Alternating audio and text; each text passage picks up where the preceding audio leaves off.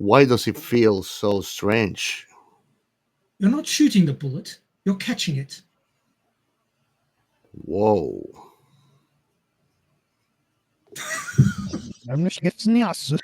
Oh, Oh dear. Oh dear indeed.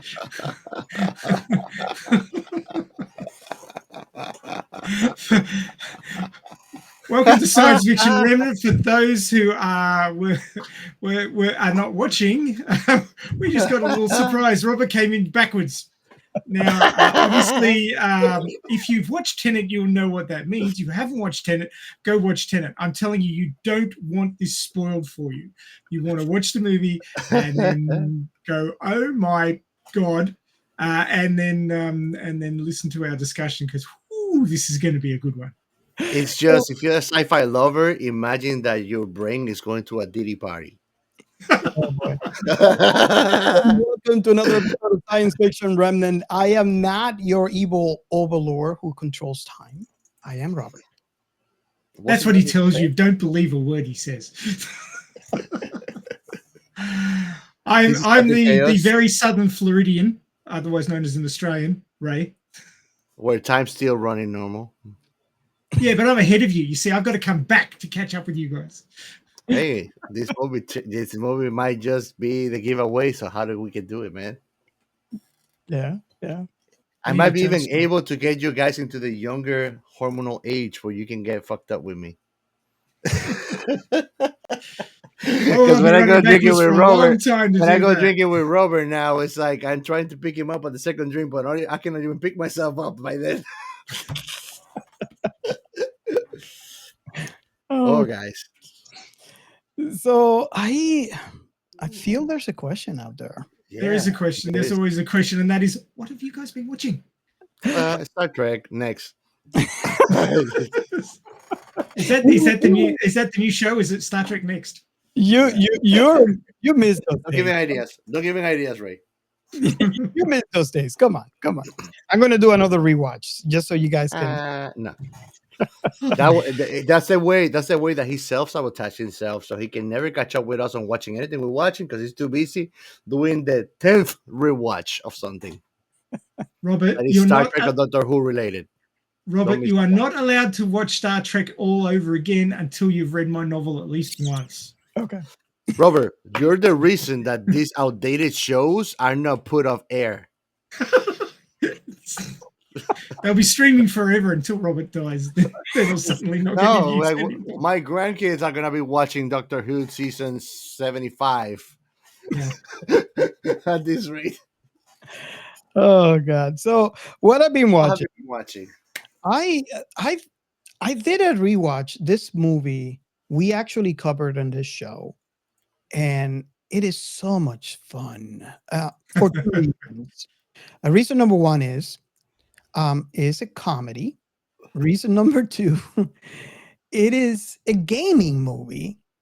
Reason number three, it is sci-fi, and it's the movie Pixel with Adam Sandler. You believe I haven't watched it yet?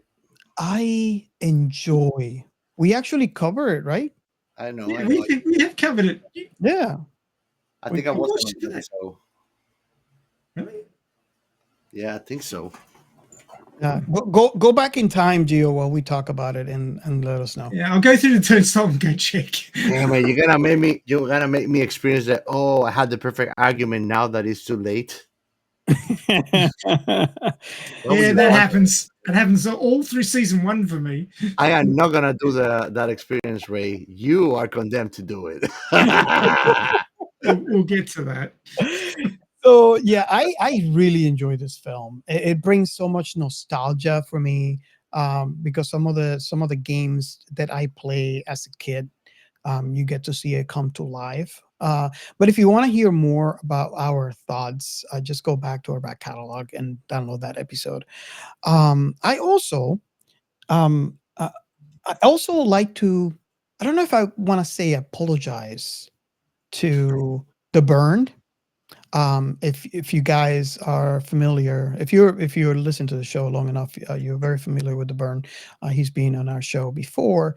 He is the host of the podcast Cinema Recall. Really great podcast, and he's a great guy. We loved our discussions. He covered this tiny little movie called Megan on his show.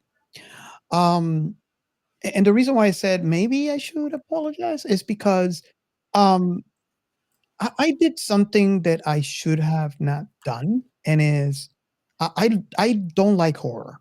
If you guys know this, if you guys listen to the show, you know I just don't like horror. Event Horizon. I like horror. Um, so there has been exceptions to the rule. Event Horizon, Alien.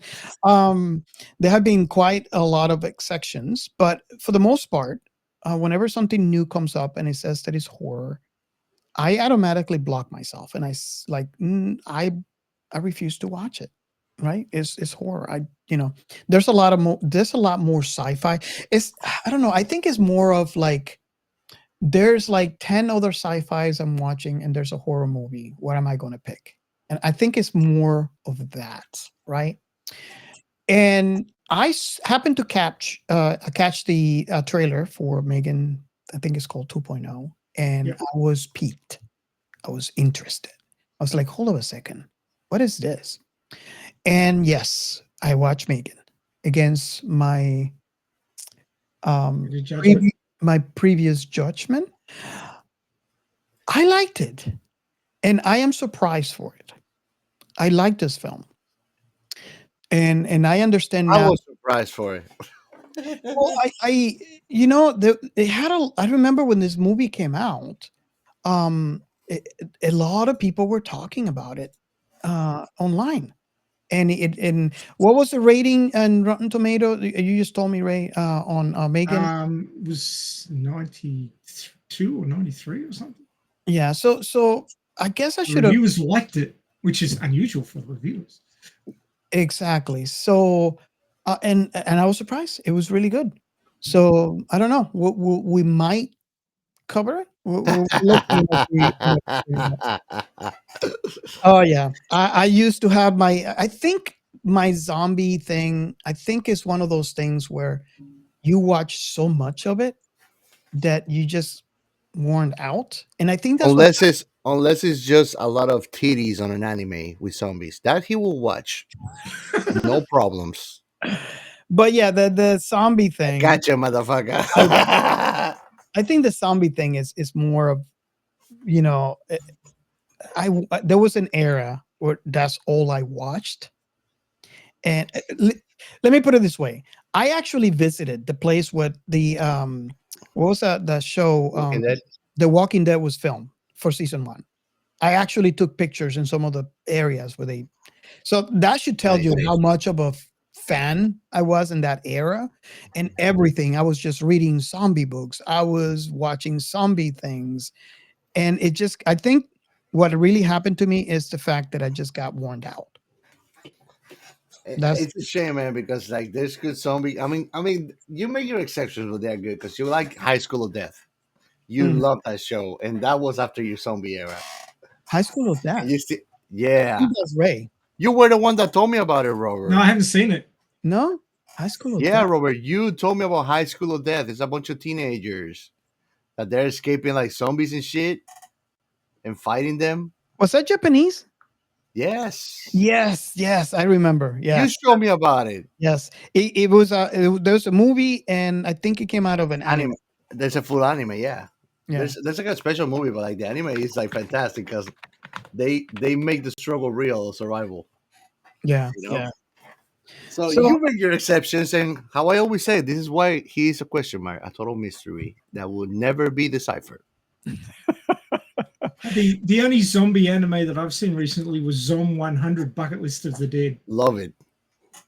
That is fantastic. But just to finish on that note, guys, if you want to understand Robert better, Robert is like life. It's not meant to be understood. It's just meant to be lived. And that's all I Oh, watch wow. sci-fi related. Oh, wow. That's high praise, Robert. You just got some high praise. Robert the Enigmatic. Oh, dear. So, Captain Chaos, living up to your name, what have you been watching? Well, I actually was doing a rewatch of Kaiju number 8 because we actually got to go to a very fun place that are we allowed to talk about it? No, I don't think so. Well, we went to go to a very fun place with Robert, very sci-fi with a lot of IPs. So it was a family trip, but we got to get my brother into Kaiju number 8. Oh yeah. And basically we sat down like the first night that we got there, and like we couldn't stop just watching it because he was hooked on it because it's that good. So I did a full rewatch of Kaiju number 8, thinking of doing a full reread to see if I can get new manga episodes.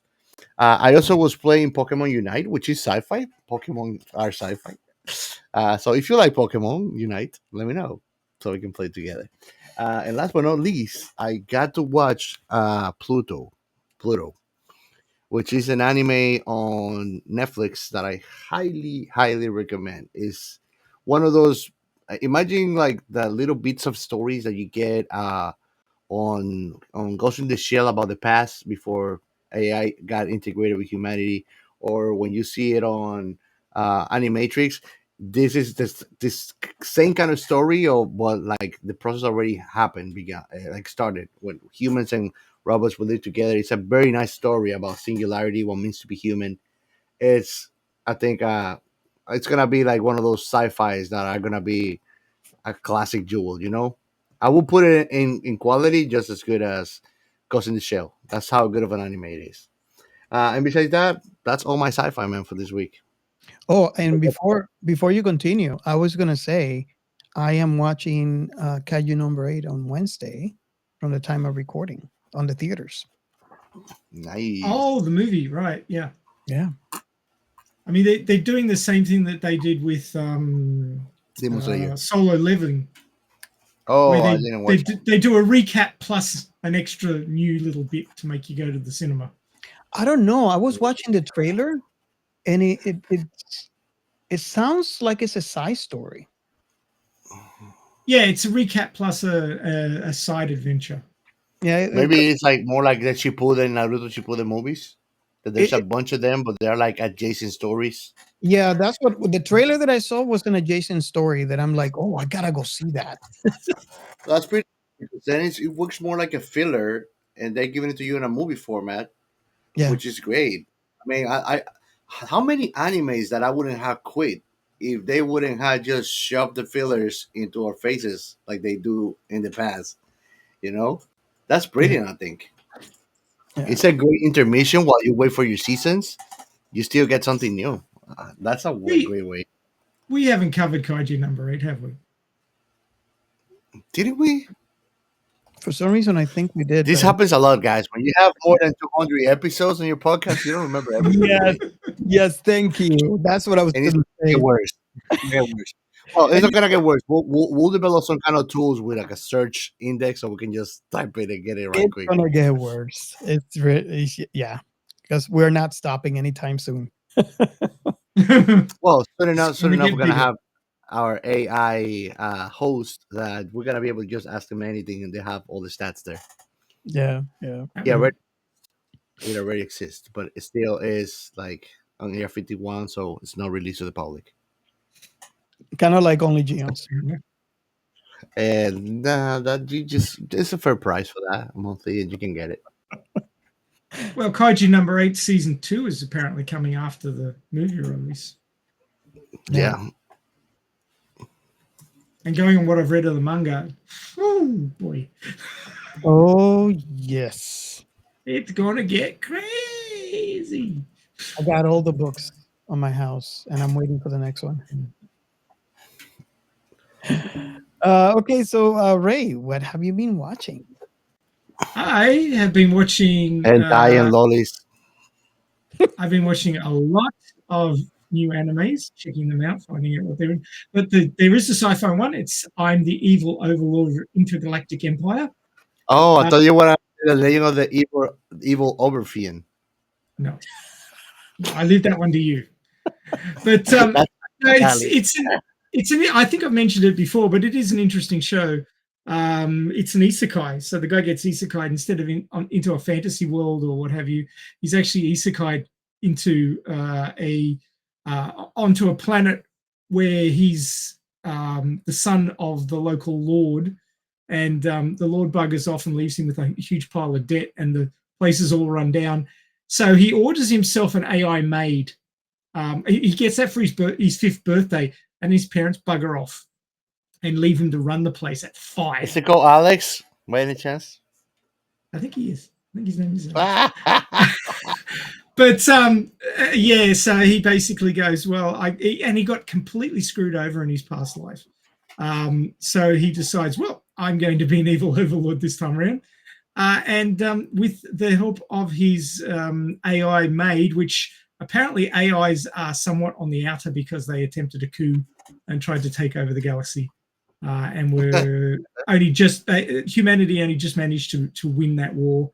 But he's got a well-endowed AI maid helping him run the place. So interesting.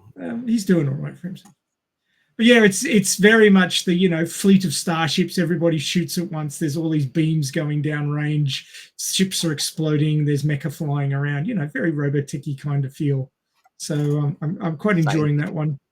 Waiting for more. And I actually did a rewatch of Total Recall, which we have covered on the show before. And it is one of my favorites. And I decided I would rewatch the original, and then sometime this week, because I've been instructed I have to watch Megan, so I'm going to watch that. But I want to watch the remake of Total Recall because I want to do a little bit of a compare and contrast. I liked it. I know a lot of people didn't disliked it, but I kind of liked it. The tunnel through the planet, yeah, nah. Yeah, nah. Physics says no, but besides that, well, you're saying we should cover it. Is that what you're trying to say? I don't know. I'll get back to you on that. I'll get back to you. I mean, it's not like we're short on things to cover. I think we do one a week, and like 3 or 4 a week come out, so we're never going to run out. Yeah. But yeah, I'm hoping to get to some more sci-fi properties. I spotted a bunch of interesting sounding sci-fi on Prime Video. So I wanted to go and check some of those out. And then there's this one that Chaos recommended, Pluto, so I need to check that out. There's another couple of sci-fi animes on Netflix as well that I wanted to check out. There is you just reminded me of a sci-fi show. I don't know if I put a board. I think I did in Amazon Prime that I saw. It was called it was something about like people living on like virtual worlds, and this guy is like a detective, and he gets walking up to find some kind of rogue AI that is like destroying worlds or something like that. Future something. Oh my god! Now I'll look it up and reminder. You'll post it on Discord when you find it. Okay. So, should we move on to the next segment? Yeah, let's go. We are Science Fiction Remnant. This is the Funny Science Fiction Podcast. We are the Caribbean Science Fiction Network. We are Monorats. We are One Accord Level 2 Podcast. This is Jesse from Sudden But Inevitable and Open Pike Night. This is SciFi. And if you're new to the show, this is a segment where we highlight the hashtag This is a Sci-Fi. And what it is, you ask. This is Sci-Fi is a hashtag that was basically created during our season 1. And it was actually in response to something that I encountered back in the day where I was going online and finding all the different locations where the IPs reside. So like I would find where Star Trek or Star Wars or any of the other sci-fi IPs are located at. But I always wished there was a place where I can go and talk about everything sci-fi, regardless of the IP. And we kind of figure out, okay, why don't we do this? Why don't we just use the hashtag this is sci-fi? So basically what it is if you are a fan or if you're a creator, you're already posting about that thing that you love so much about sci-fi. So all you got to do is just add the hashtag this is sci-fi to your post and follow the hashtag. So now fans of sci-fi will follow the hashtag as well, and a couple of things will happen. Right, number one, you'll be exposed to a sci-fi IP that you would probably not otherwise be exposed to, and discover hopefully a new love. You will engage in conversation with someone that loves the stuff you do, or you will actually be the influencing factor of someone else enjoying that thing that you love that maybe was kind of like me and Megan that I kind of refused. Um, and because that's happened, I seen it happen, especially with the big IPs with Star Wars and Star Trek, in both ways, right? So there was and the fans typically would like collide, right? There's tons of videos on YouTube that you can find. There's a funny video where it's an animation where I think Picard is making fun of Darth Vader, because he's using magic, and they're using science. So that's kind of like the typical thing on the different IPs. And so you would find even today someone that has not watched Star Wars because they feel it's fantasy and they like science and their science fiction, and the other way around. You would find people that will refuse to watch Star Trek uh, because they feel that the only type of Star Wars. I mean, remember, Star Wars changed the face of sci-fi forever, and it only took one fan to post a very passionate post about their love for their IP. For the other person that was not gonna give it a day, it's not gonna give it a chance to be curious enough to try it. And now that those two people are in love with the two different franchises that were normally something they would probably make fun of in the past. So this is the kind of thing that I enjoy about the hashtag this is sci-fi is bringing fandoms together. And I'm all for it. All for it.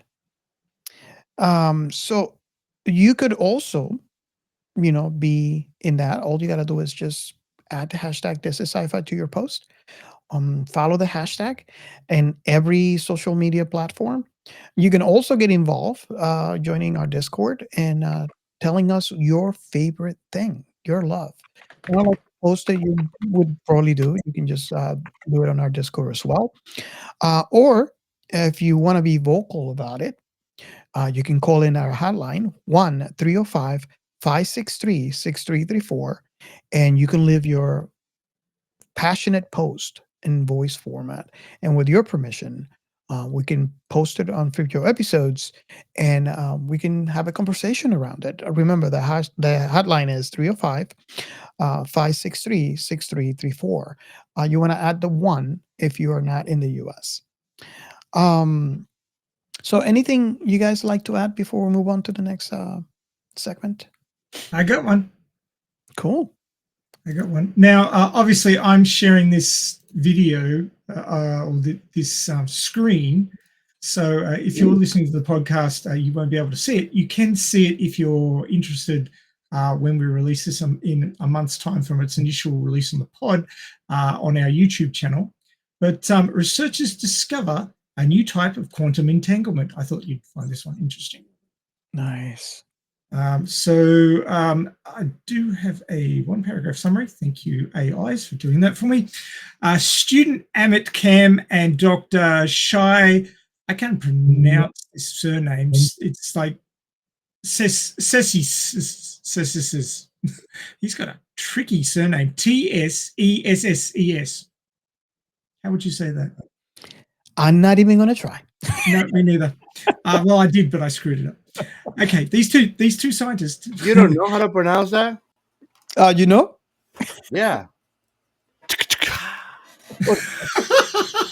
Gotcha. I love yellow. I was there when they were popular. So they discovered that it's possible to entangle photons in nanoscale systems that are 1,000th the size of a hair, but the entanglement is not carried out by the conventional properties of a photon, such as spinning or trajectory, but only by the total angular momentum. Wow. That's crazy. And of course, if you want to understand that, you need a 3-year physics degree. So you might want to sign up for that, and we'll talk you through. Oh, that's what I didn't understand, Jack. Or read a lot of quantum articles like I do. Yeah, that's it. That's the other way. He learns by osmosis. I thought that Ray told me that I didn't need to have titles to be a scientist. You just broke my bubble, Ray. Well, you have to learn it somewhere. Degrees are a good place to learn things. I thought that I was on my way to become a scientist. Now I don't. Oh, he's sad now. I thought that I had a master's degree in Carl Sagan. you could well do. Doesn't make you a physicist, but come on, man. Carl Sagan is like the Bob Ross of physics. It's true though. It's true though. We all love him. He is freaking awesome. That's all I'm gonna say. Yeah, he is. He is, man. Is he still kicking? I love Carl Sagan. No, he was. Yeah, I thought he bit it. Yeah, it's a loss for humanity, but you know. The thing is, I got to know about Carl Sagan in the universe because Neil deGrasse Tyson did like a memorial, like a new series, but it was inspired of him, and Cosmos? that's how I learned about it. Because I think Cosmos. I think I told you about it, and then you told me no, but that's Carl Sagan used to do that, and then I'm like, wait, what? And then I just started watching Carl Sagan. I even have the book. I bought the book. I love it. I love Cosmos. The original. I do love the new one too, but you know, the original has its charms. I really enjoyed it. Yeah.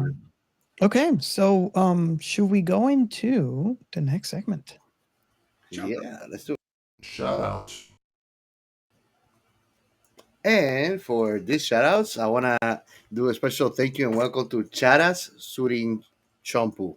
I hope that I pronounced that right. Thank you for all the love and hello back to you. Also, welcome to a new subscriber, Hanniffy Dinn, and Sybrandt Vandage Jr.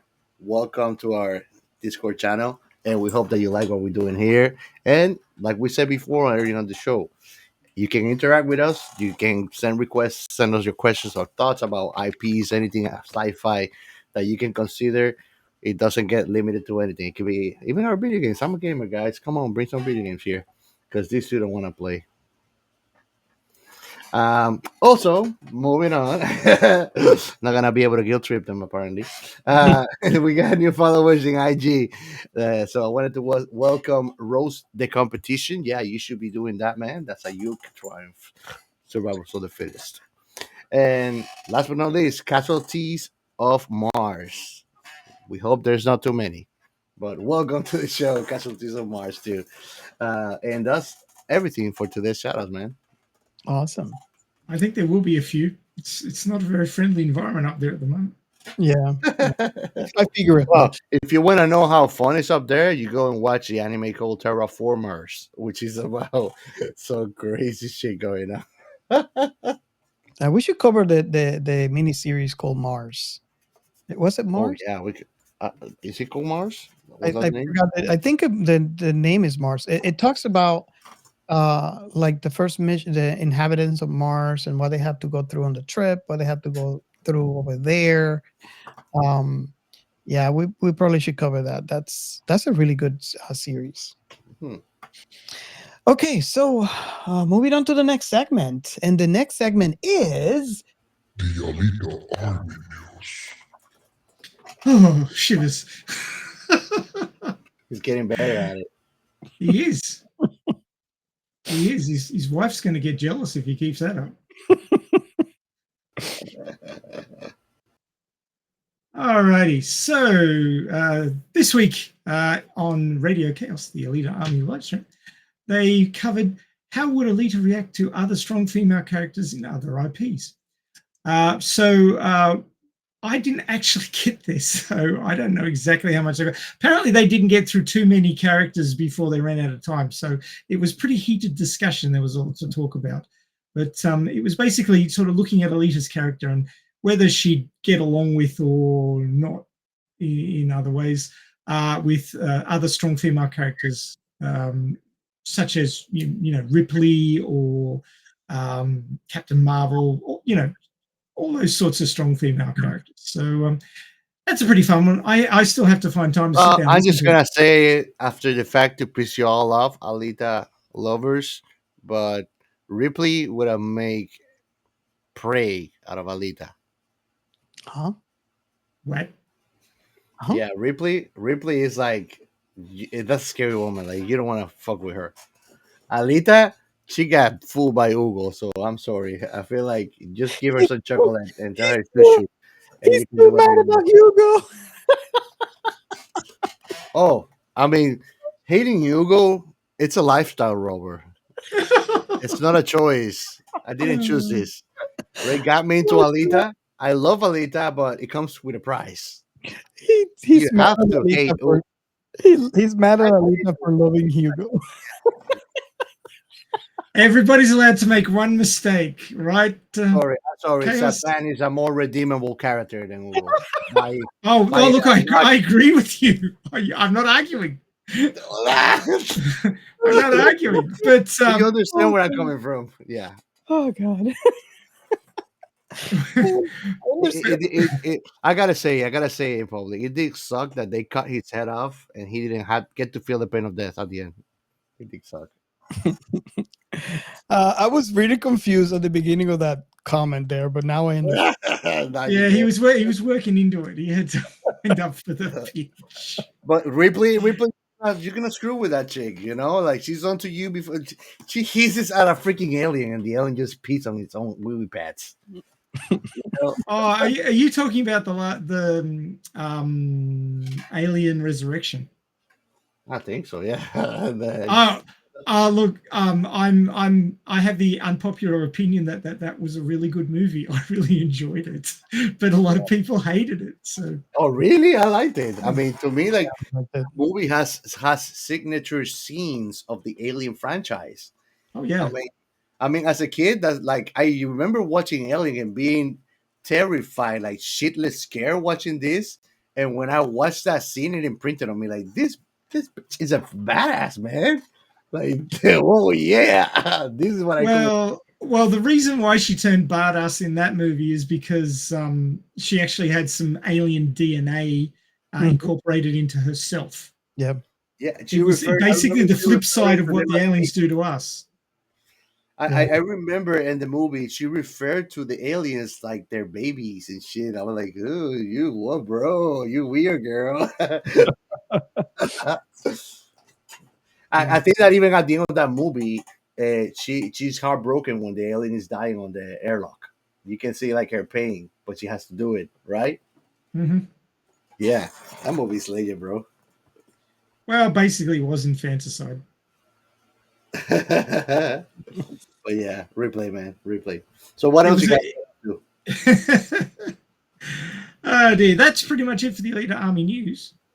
Awesome. Ooh. So we're into the movie 2020. Oh wait, because I wanted to. We need, like we say, we have something that I wanted to ask you all guys, and is, do you guys by any chance what is a pincer move in time? Huh? Give me a minute.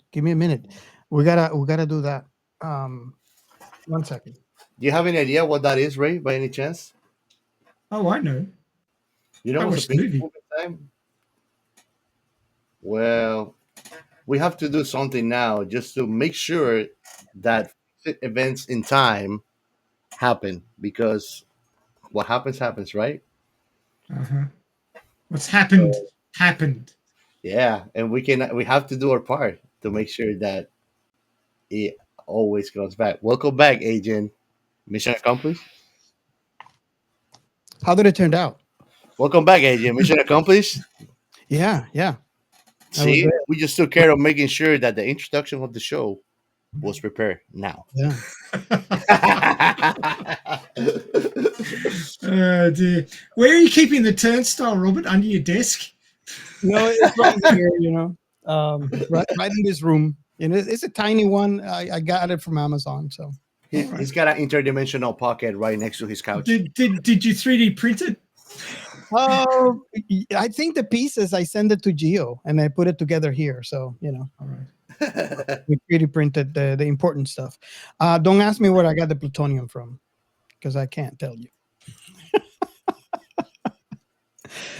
Okay, so this one is one of the movies that we had on our Watch list. And our blacklist. our blacklist. And let me explain what a blacklist is for all of you out there who are new to the show. Blacklist is a section where we keep all the movies that we're afraid we're going to talk for days.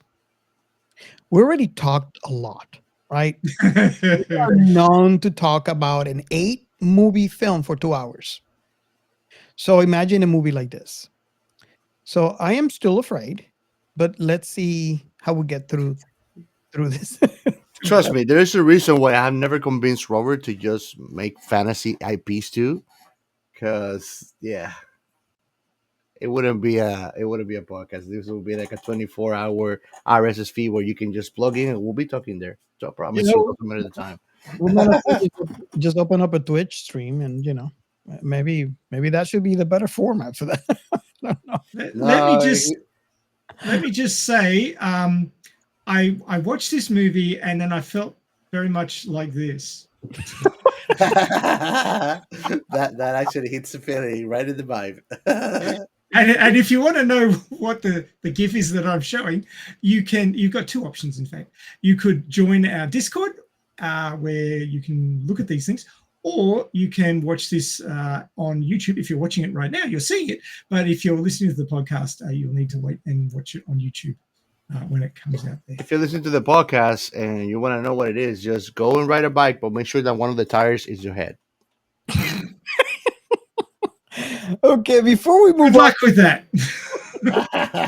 You get the picture. Before we move on to this over here, do we have a plot? Because this is going to. We may have more than one plot. Yeah, depending but on who comes back and does other stuff. Considering the way the movie works, should we skip the plot? Because no, that's the thing. The last thing that we're gonna tell our audience today is the plot. Other than the So first thing. we're gonna start by saying thank you guys. It's been a great show. We appreciate you coming for this episode. Don't miss our next episode. And now we started showing backwards. So what do you think about your last thoughts, guys? Shall we start with last thoughts? Yeah, of course. That's one hell of a temporal pencil. No, let's go with the normal pace of the show. That will be hard to keep up with. Okay. Well, if you want the last thoughts first, you can always watch it backwards. Yeah. There you go. But you'll need the translator so that it'll reverse the. And by the way, if you listen to the beginning of our show, if you play that backwards, you'll know what I said. I'm not going to say what I said. I'm going to let you guys to play that backwards so you know what I said. And if you're able to play it backwards, let me know what kind of CD player or something you use to go like on it. Just to give you a little sense of the plot here, right? John David Washington got to read the script under heavy security. The script was locked down, so he would have to go to a place to read it. That pretty much happened to all the actors. They only got to read the line that they were going to do on the time they were filming. But the script, before he agreed to do the movie, it took him about 5 hours to read it because he kept on going back and forward through the script. So just to give you, I just wanted to give that for perspective. So when you hear the plot now from Ray here. And totally understandably so that they actually kept information like that. When you look at the quality of film that we are about to talk about, like I won't deny, like there were scenes where I was like, wow, like even like minimalist scenes, they are beautifully and perfectly crafted. Like Chris Nolan is a whole new monster. Yeah, he's a bad man. That's what I was about to say. Yeah, like he's gonna like, I mean this in a good way, but he's gonna screw up the bar on like expectations for like filmmaking directors. He's been doing that for a while now. He's been fucking it up with the bar. Like nobody's gonna be able to reach him. I mean, just listen to this, right? To watch his movies, right? You will need, in addition of a like 4K TV, right? You need to have a high quality sound system, and we're talking about a system that will reproduce at least 16 channels or more. I mean, I'm not going to even tell you how many channels he uses in the movie, so you can feel the sounds. Because when you watch it, I mean, you can't really watch this on an iPhone or on a tablet or on a computer. You need a really good, like I would recommend Atmos or something. I was actually watching a video where people were complaining that you can barely hear the sounds of like when people are talking, and it's because of the kind of like the kind of level of sounds and how many sounds it's reproducing cannot be reproduced by a normal like computer speaker or iPhone or tablet. You need something at the very least an Atmos or Dolby sound to kind of get somewhat the level that he put on the film.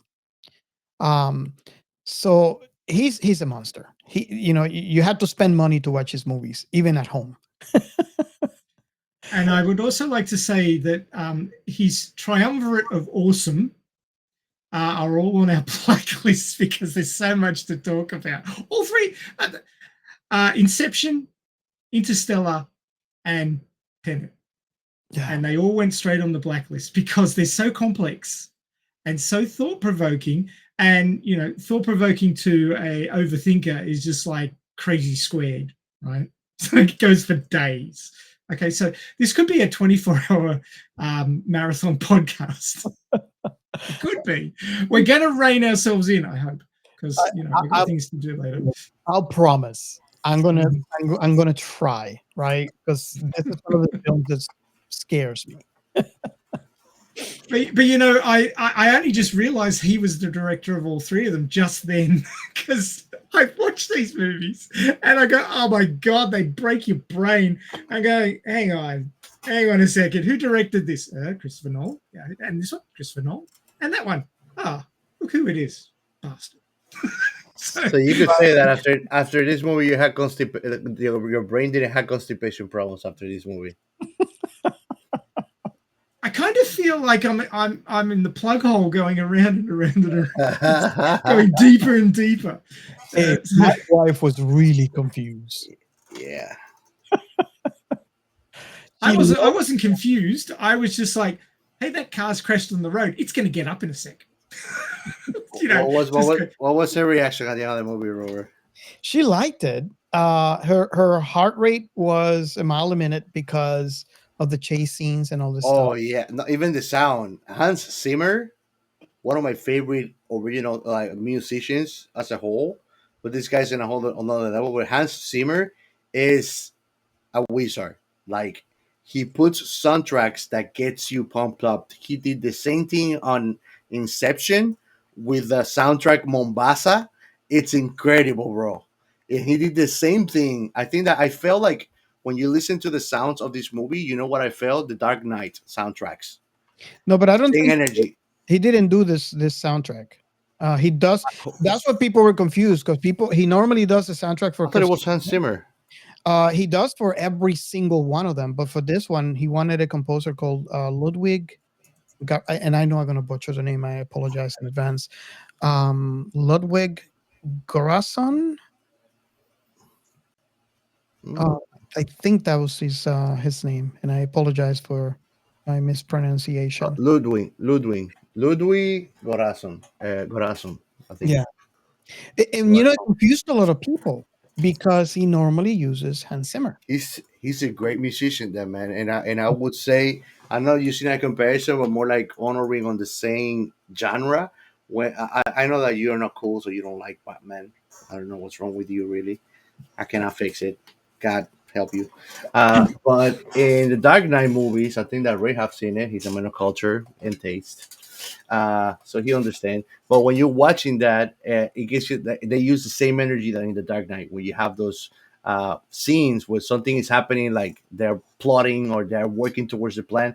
Same thing on this movie, and same thing that it happened on Inception too.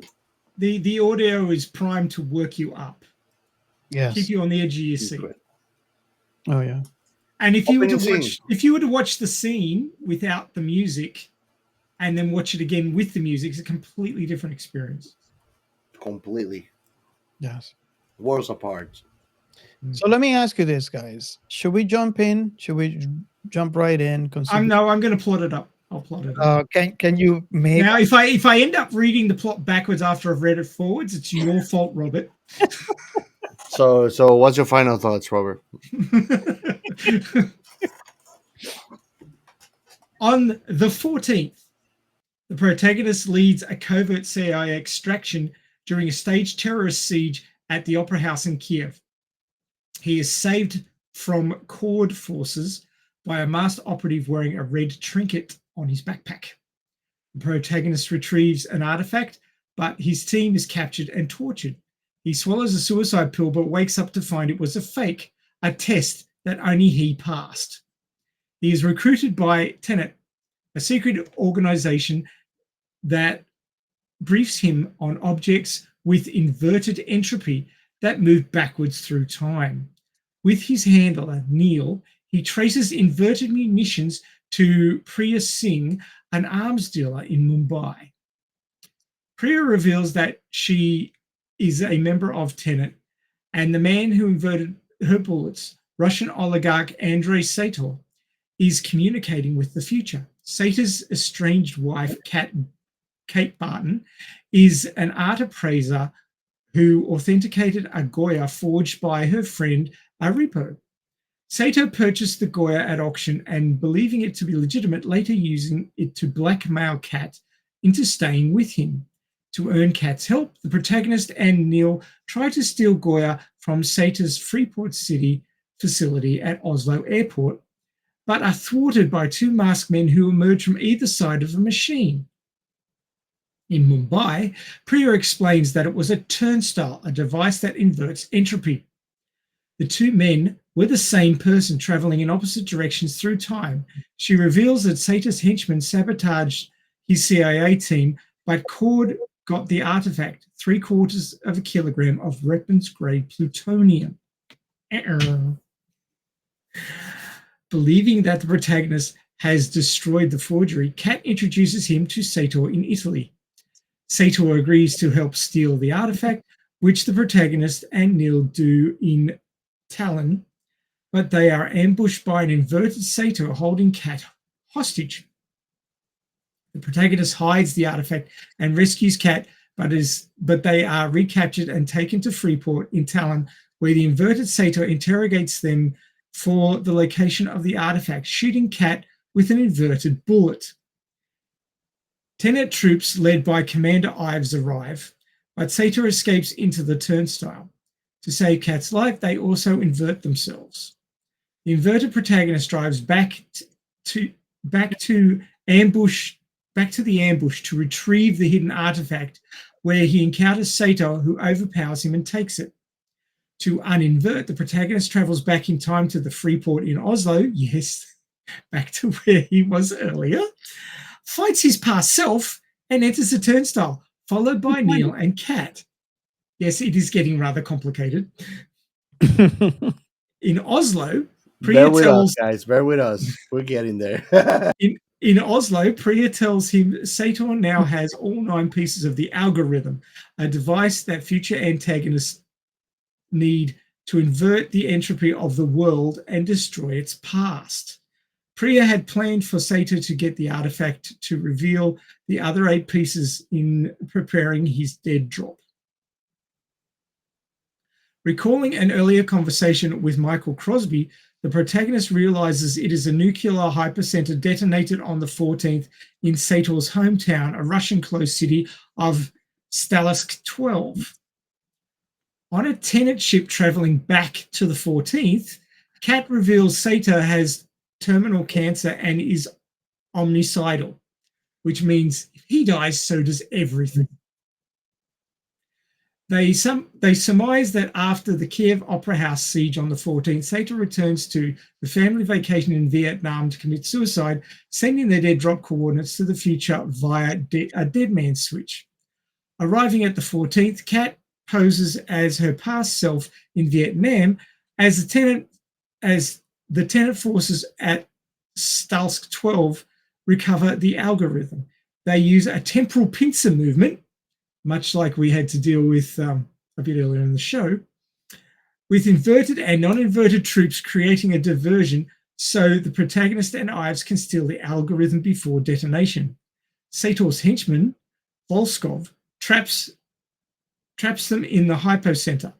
Calling from Vietnam, Sator explains the antagonists are trying to prevent catastrophes that will be caused by climate change. As Volkov is about to execute the protagonist, an inverted soldier with a red trinket appears and sacrifices himself, enabling the protagonist and Ives to escape with the algorithm. The hypocenter detonates in Stars 12 as Kat kills Sator in Vietnam. The protagonist, Neil, and Ives arrange to separate and hide pieces of the algorithm. The protagonist notices the red trinket on Neil's bag. Neil reveals that he was recruited in the past by the future protagonist and that Neil has known him for a long time. He leaves them his piece of the algorithm to invert and sacrifice himself in the hypocenter. Later in London, Priya plans to kill Kat to maintain the secrecy of Tenet. Having realized that he is Tenet's creator, the protagonist kills Priya and watches Kat leave with her son. Roll credits. But are they rolling forwards? Well, the question is, what color were they when they were rolling? What's the color got to do with it? Oh, good question. For that, it's going to be, and I don't know if I wanted to save this for later, but throughout the film, and I don't know if you guys noticed that, color red is just to indicate time going forward normally. And blue. And blue is for time inversion. Which is why the soldiers had the armbands. Red and blue. And also, if you notice the colors, like the ambient light, like red was normal time and blue ambient light was like reverse time. They pinched that from the Matrix. Yeah. Because the Matrix green was in the Matrix and blue was out of the Matrix. Yeah. So I guess we're at the time of this episode where I asked the first question. And if you're new to the show, the first question that we normally ask is, how old were you when you watched this for the very first time? And what was your very first impression on watching this movie? Now, before I collect the answers, I want to hear kind of round and about here. When was the last time? I guess I can go first. I watched this. Unfortunately, I wanted to watch this in 2020, but a thing happened and I couldn't go to the theaters. So I watched this when it came out on streaming services. When Gio, can you, or should we go Ray? When was the first time you watched this? Last night. So you know. I can't be 100% sure because I might go backwards in time and watch it again. Oh, okay. So then it'll become my first time. And and this will become the last time, right? Yeah. So there you go. Apparently our Captain Chaos is having some technical difficulties. So I can hear you. I can hear you all now. Okay. So, when was the first time you watched this? Before we even go into our answer, I just want to collect that answer. Oh, brother! Like right when he got out of the cinemas, I watched it right out of HBO, and I watched it so many times on HBO. They took it away, but by then, like I had watched it more than 30 times. This movie is one of those movies like it glitched me out. I was like, "What? No way!" Like this movie was a gateway drug of sci-fi to me. It's one of those things that you started and you can't stop. So, should we let Ray go first, since he's the new person here? And but am I going first, or will we be going backwards and I'll be going last? that is a very good question. We'll I guess we'll find out when the time comes, because things just happen, and that's how things are. Right? Yeah. What's happened has happened. Yeah. What happened. Can't dwell on it. Yeah, nobody's gonna stop me from going and jerk off afterwards. Moving on. What happened. So I first watched this last night.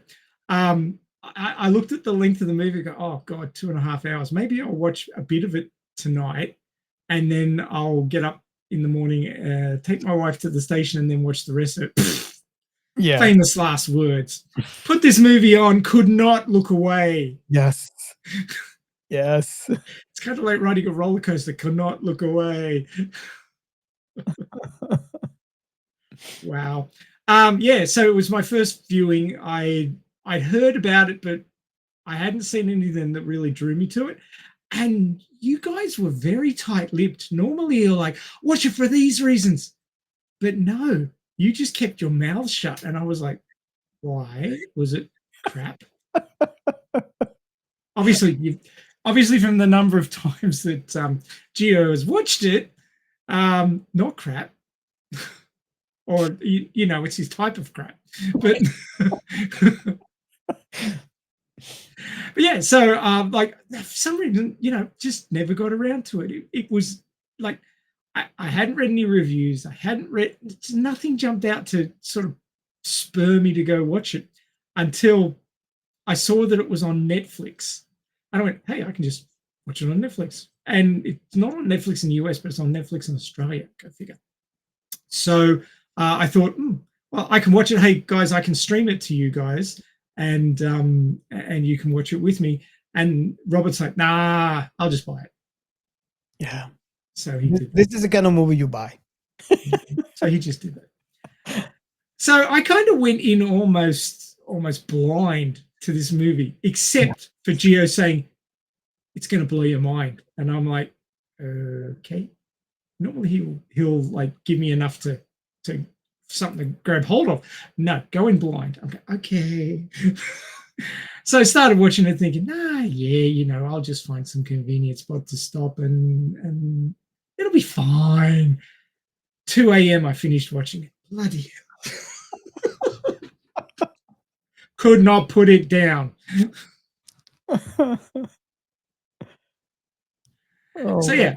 Good. Really good. And I like a movie that, you can watch more than once and pick up new things. I picked up a lot of things in this on the way through because I'm trained for it now. Thanks, guys. You kind of trained me for critical attention and viewing of awesome sci-fi, which this is. So, I picked up a lot of interesting things, like when they're showing the blue soldiers going backwards in time during the pincer movement, the temporal pincer movement, they were playing the music, the background music backwards. Yes. That was awesome. It's so subtle because you listen to it, you don't really pay attention, but something is quite not right. It obviously the visuals and then the sound, and then you pick up the sound. So it's like that epic sort of combat music, and then when you go to the guys in blue who are going backwards, it's like, huh? So it was just brilliantly executed. And all the stuff while you're watching that makes no sense, like weird shit that's going on, is explained to you later on when they go backwards. And it's a case of, it's kind of like if you, back in the old days, you'd have a VCR tape and you could fast forward and rewind while you were watching. Yeah. You know that the movie is full of hints across the movie. Oh yeah. Events, right? Like, let me give you a simple one. Do you guys notice that they show the broken rear view mirror of the car? Yes, I saw it and I went, that's in a fight that's coming up. Like little cues like that. You're like, wait a second, this car is brand new. Why has a broken mirror? And then it gets repaired with the crash in front. Oh my god. And when they walk into the room in Oslo where the turnstile is, and there's the bullet holes and the pieces of gun on the floor, and the guy goes to touch it, and Protagonist says, "Don't touch that." It's like not even that. When they start the alarm on Oslo, and everything happens, like how Neil goes like, so 10 seconds, like he gave himself away. I was like, dude, what? And the guy just goes, doom, and they close. It's hyperventilating, and the other guy goes, Yoga. I was like, oh my God, bro, like they would actually let you die for objects. Oh dear. It is so brilliant. It is so brilliant, and you only understand the brilliance once you've got to the last half of the movie and it goes backwards. Yeah. Yes. So that's your first impression. Yeah, well, my first impression is kind of my last impression. So. But I'm sure you'll change my impression while we discuss this. Gio, should we go? I'm the veteran here, man. Huh? I'm a veteran here. I've watched this movie grandpa. He's his own grandpa. This movie, and I kind of alluded to this at the beginning of the show when I said that I watched, well, at the beginning of the segment, when I said that I watched this, I heard of that. I saw the trailers, and the trailers kind of called me. And I was like, oh my God, this looks like it's going to be an awesome movie, because I have no idea what it's all about. I don't know if you guys, I invite everybody to go on YouTube and find the trailers for Tenet, so you know what I'm talking about. So it just pulled me, the trailer. I had no clue what it was all about, but it looks so freaking awesome. And I wanted to watch it in the theaters, but I was afraid because coronavirus, the pandemic happened. So I was like, okay, fine. I just, it was a dark time for globally, I would say. So that's the time when we started seeing how most of these streaming services started to show movie theater movies into their streaming services, because obviously everybody was losing money, because you really didn't want to be out and catch that pandemic. So most people prefer to be indoors. And that's kind of like the inception of what we see now, where most of those movies that go to the movie theaters now, they get to be on streaming services and then go back to movies. So that's where that kind of like was created from. I was so glad in one way, right? Sad in another, because I couldn't experience it at the theaters. But good because I get to watch it, right? I didn't get to miss it. And when I watched this film, it was just mind-blowing to me. And I'm sure we'll get into some of the reasons why as we move on through this film. But there's so...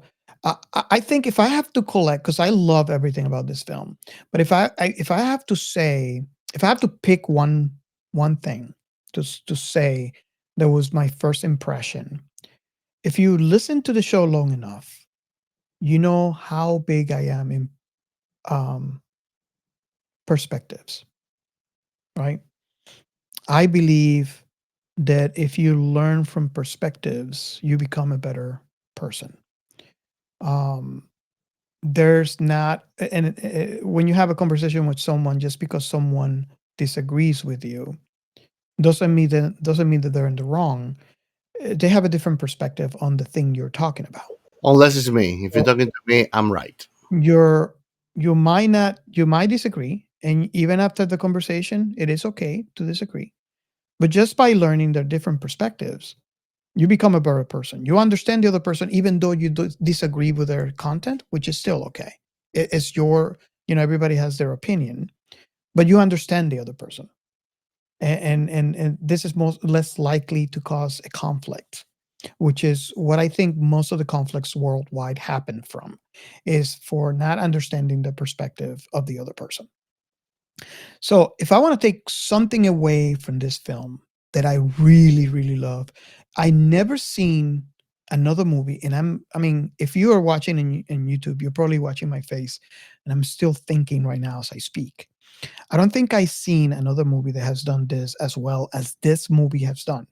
It's the fact that at the beginning of the movie, they show you a perspective, an example that I can bring. The scene at the airport where they're fighting. You see it from the perspective of the guy in the suit, right? The protagonist on the suit. Fast forward to the end of the movie, you go back to the same scene, but you're watching it from the perspective of the protagonist on the battle suit. And that was not only mind blowing to me, but it was freaking amazing because you see the same scene, but the way they play with the camera, it's a bit different perspective.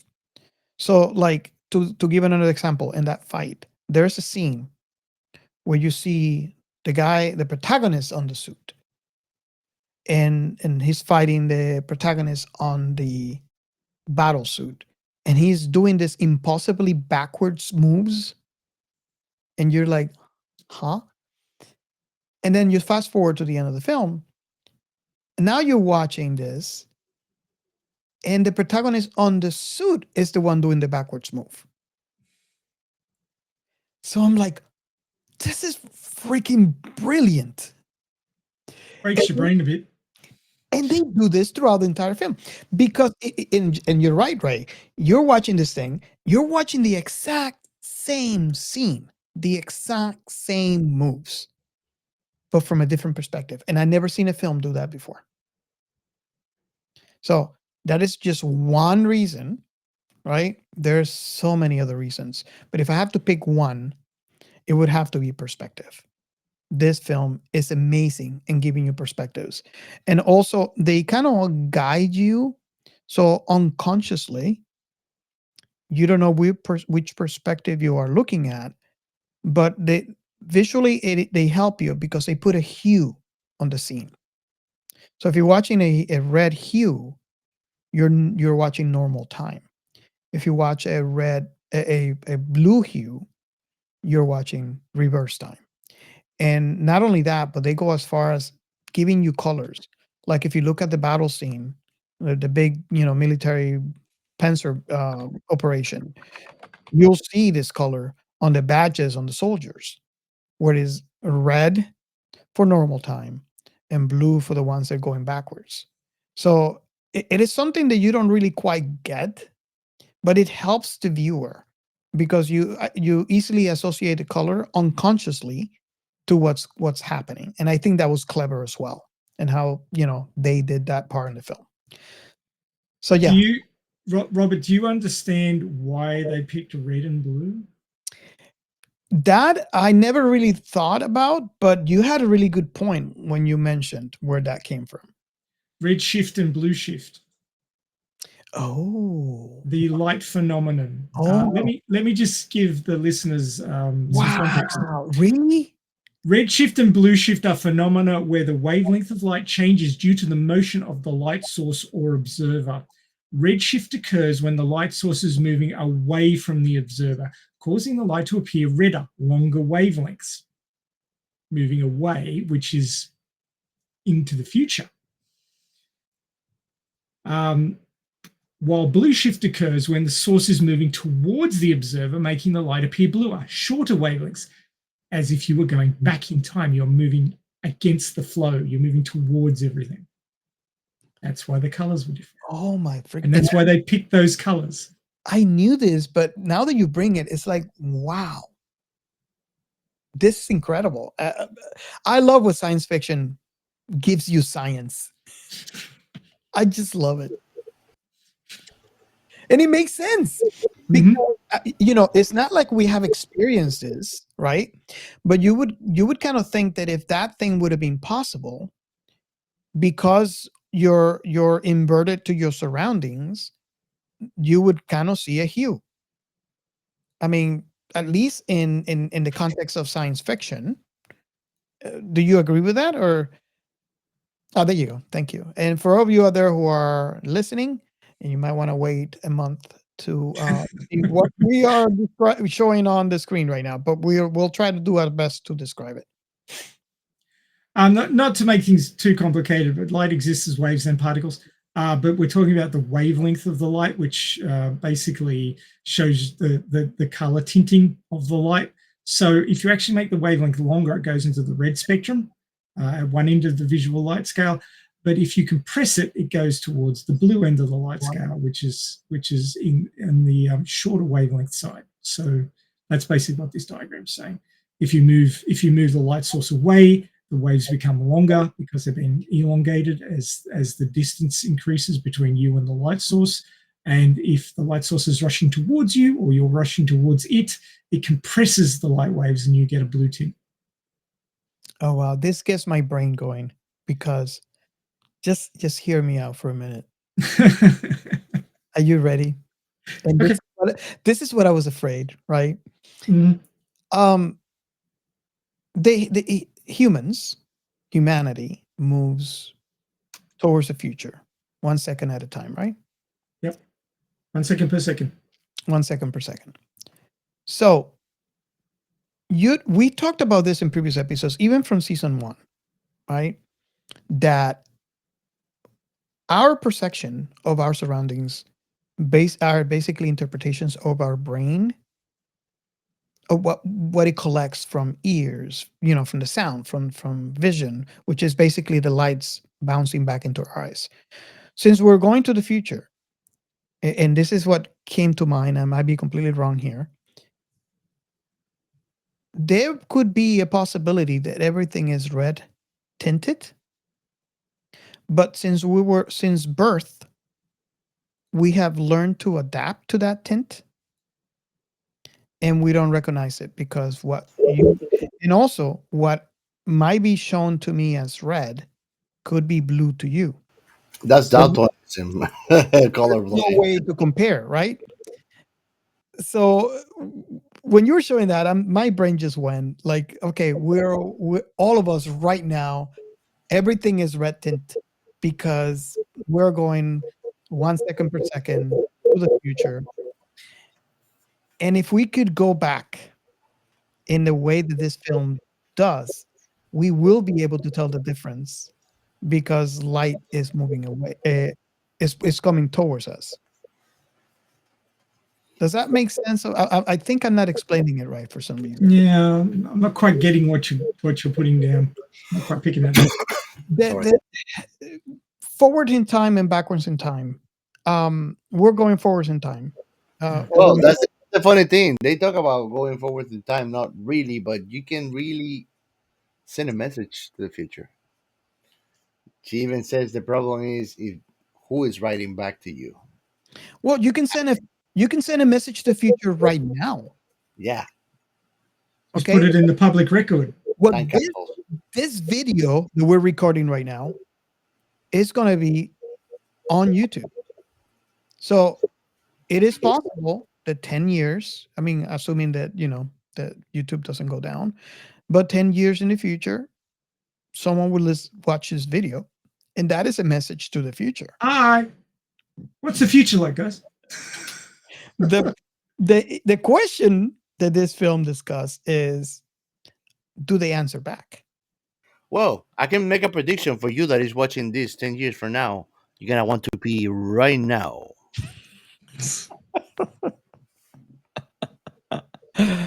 Don't be a wet blanket. Okay, so I know we're moving on to some uncharted territory here, and we haven't even heard from our very own Captain Chaos. So, how old were you when you watched this film for the first time, and what is your very first impression of the film? Well, I watched this movie back in 2020 when it came out. I could not wait.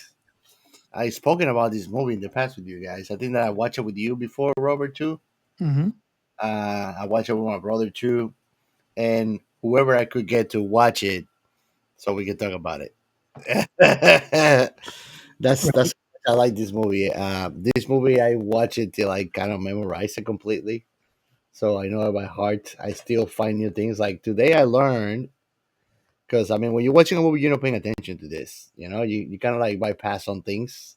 But I didn't notice the protagonist is his name on the roll, and I'm like, when I'm putting my notes today and I'm making a quote, I'm like, oh, let me get the name of the protagonist, and then I go and see uh, John David Washington as the protagonist. I'm like, wait a minute, what? Never gives his name because he's not that sort of a person. That's crazy. I mean, that right there was a dart right into the hippocampus. I was like, whoa, wait. At one point, when he rocks up with the second fake painting, and she goes, "Mr." and he goes, "Goya, Mr. Goya." No, painting. It was Goya. He evades giving his name. It's almost like he doesn't have a name. Yeah. It's so freaking clever. I mean, what is what he calls himself for Catherine at the end of the movie? His posterity. Mm. He's posterity. That's what you can call him if you gotta call him or something that the protagonist. But I mean, when he's having that conversation where they're walking along with Singh, and he says to her, "I'm the protagonist of this," and she goes, "You're a protagonist."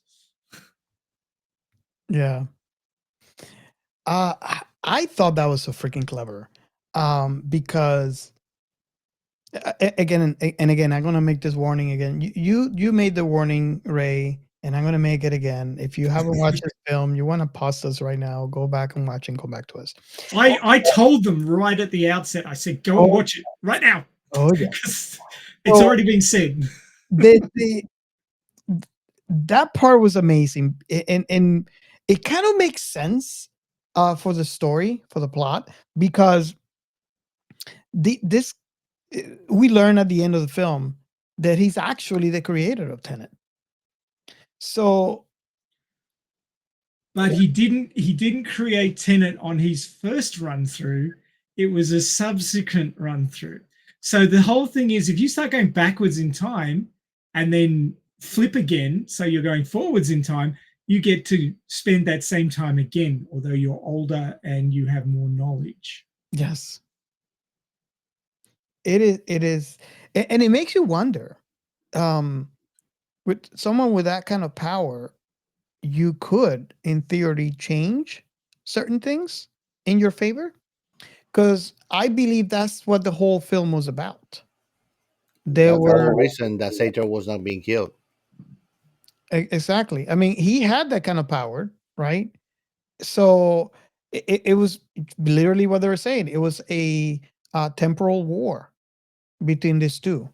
And the interesting thing is that our protagonist did not know, because this was his first time around. And this is one of the things that I would say, I do want to see a part 2. Oh God, how complicated would that get? Because I do want to see the other side. We get to see one side of the protagonist, but we don't get to see the other side where he's the boss, which eventually that's where this is leading to.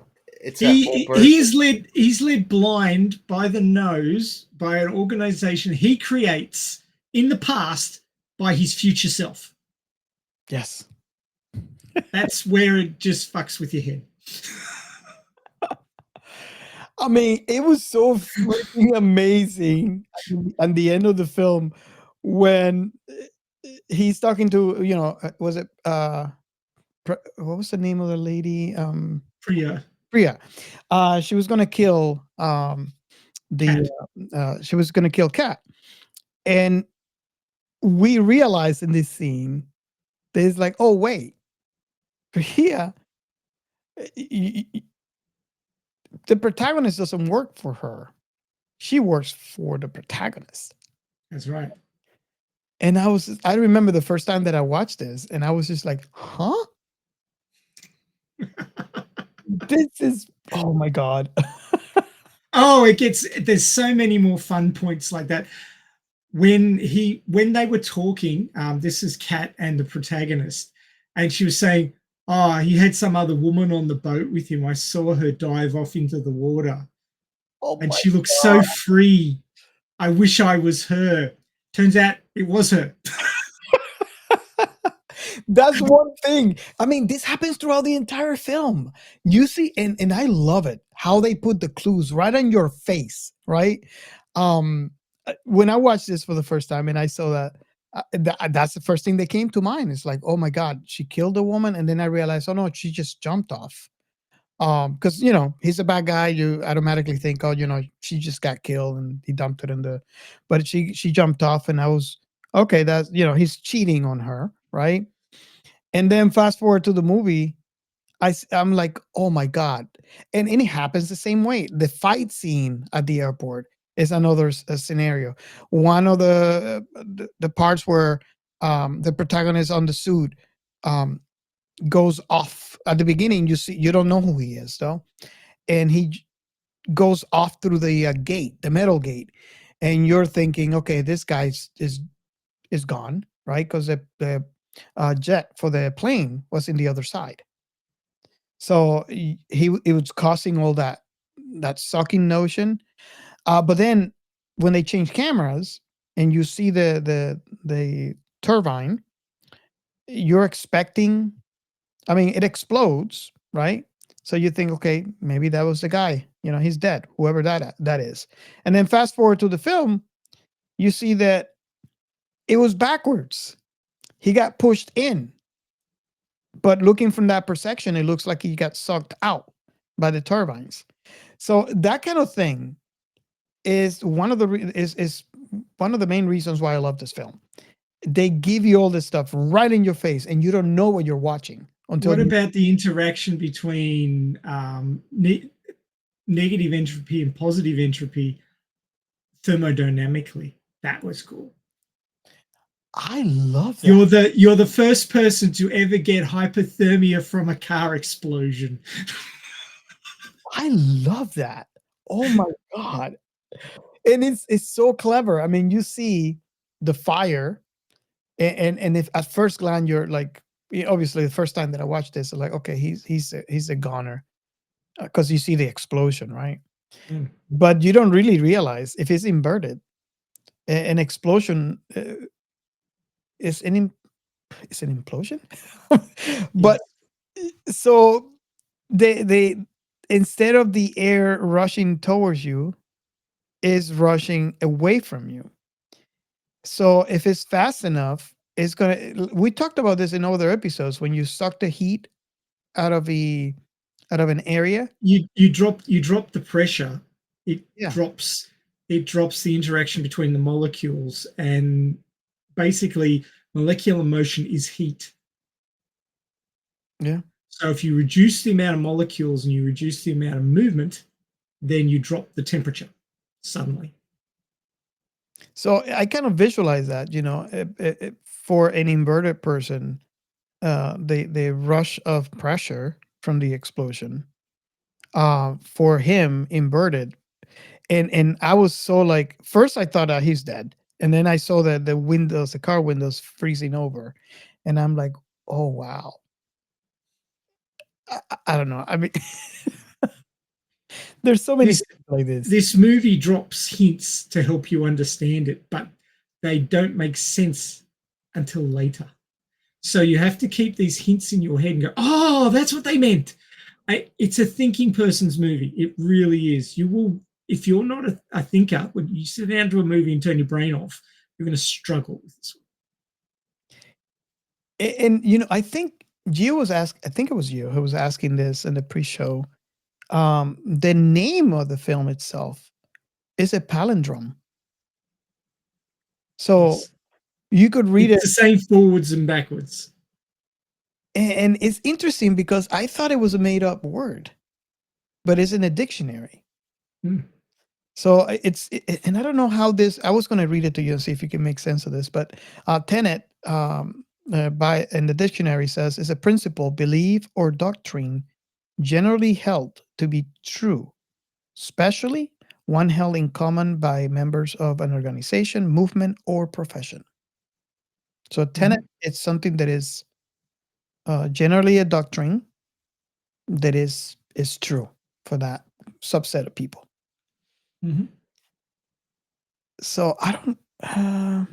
I guess I can see how it can relate to the film. Now, apparently, we seem to lost our very own Chaos. He's having some technical difficulties. So Chaos has left the building. or maybe he's I don't know. Maybe he's on his way to the inverse. Maybe he's going back to find out what stuffed up his microphone. I mean, I can talk. I'm just having the impossible time being able to put my freaking camera to it. Yeah, So frustrating. that's okay. My camera app just like said, like, you know what, dude? Screw you. Like, damn it, man. Oh man. So Ray, you watched this for the first time today. Yes. And it's all I can say, this is going to be a lot of fun for you, because going forward now, when you watch this, you're going to pick up more and more things. One of my favorite favorite scenes, and we see kind of like at the beginning of this, kind of explain what happened at the beginning of the film. And this is something that this movie just does well, right?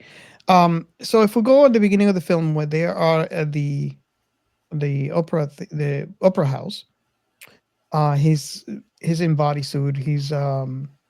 He's part of the group of people that are there to I guess assist with the terrorist attack.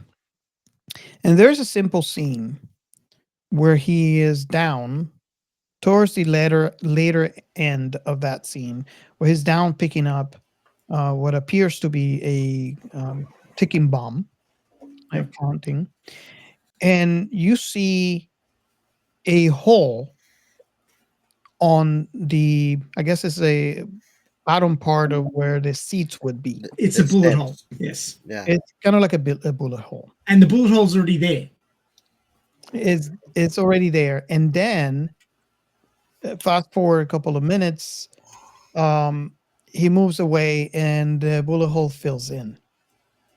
And you see, I don't even think it was fast forward a couple of minutes. He was bending down to pick that up. He saw the bullet hole, and then he got a gun pointed at the back of his head because one of the terrorists was there saying, "Don't touch that." And then that terrorist got shot by the bullet coming out of the bullet hole, going through his body and into the gun. yes. And that was the first time we saw somebody going backwards. And then that was the quote at the start of our show about catching bullets. so that when they explain, and that's the quote that I was referring to. If you forward into the movie where he is being explained about these bullets, that when I first watched this, I was like, "This is freaking cool." Where you're using bullets, backward bullets. So I lost my train of thought in here. I was going somewhere. I You was were going backwards with the bullets, and I just made it exactly, back. exactly. I was going to something, and it's completely escaped my mind. Well, But the thing with the backward bullets that it's difficult is, and the great way that Chris Nolan made this convey these messages, you can see when a movement is unnatural. It feels when you're looking at the backward movement, you basically feel like in a visual way, like somebody actually just grabbing the CD and going doop, doop, doop, doop, doop, doop, and going backwards. You feel that visually when you look at the fighting scenes and everything and the movements. And they did a great job on conveying like when like the scene for example when he goes chase after uh what's the name of the Russian guy? Oh my god. um, okay, yes, I know what you mean. Uh, Sato. yes, Sato. Sator. Sato. Sator. Sato.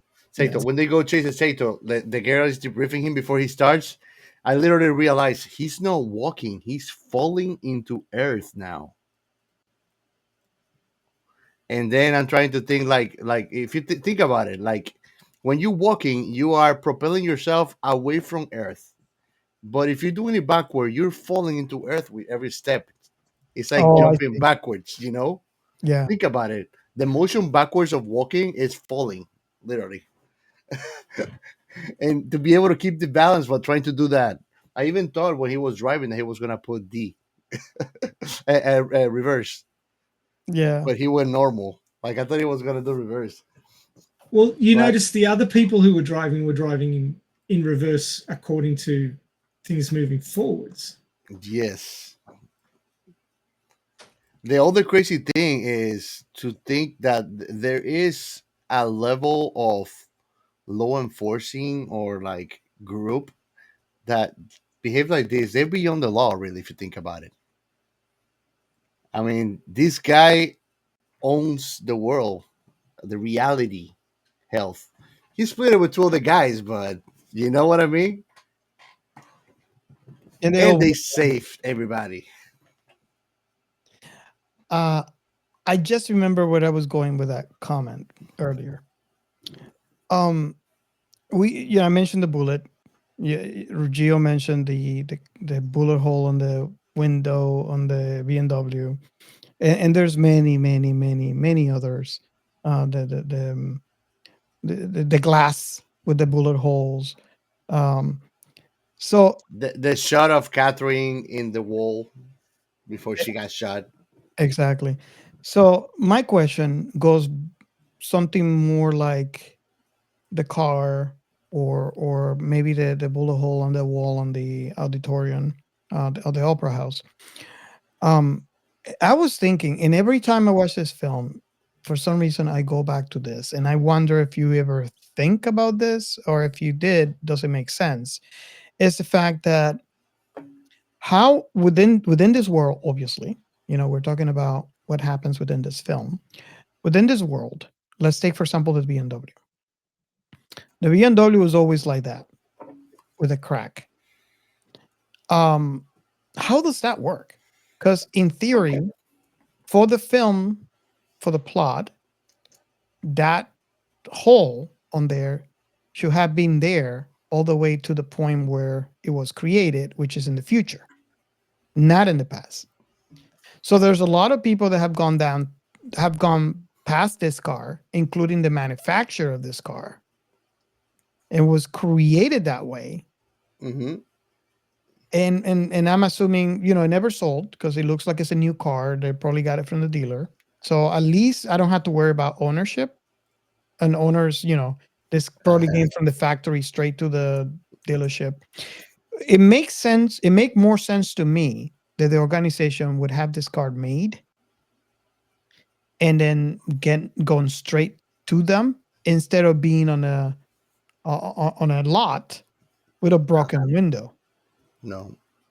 So what is your thought? I just wanted to bring this up.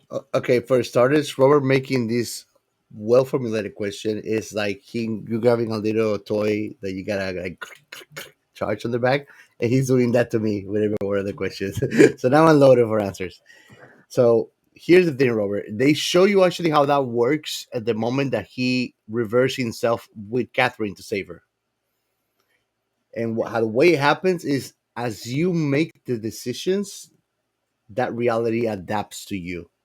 So basically, the moment that they chose that they were gonna do that mission, and they were picking the car, when that car got picked, that reality realized itself, and I think that glass just became broken at that moment.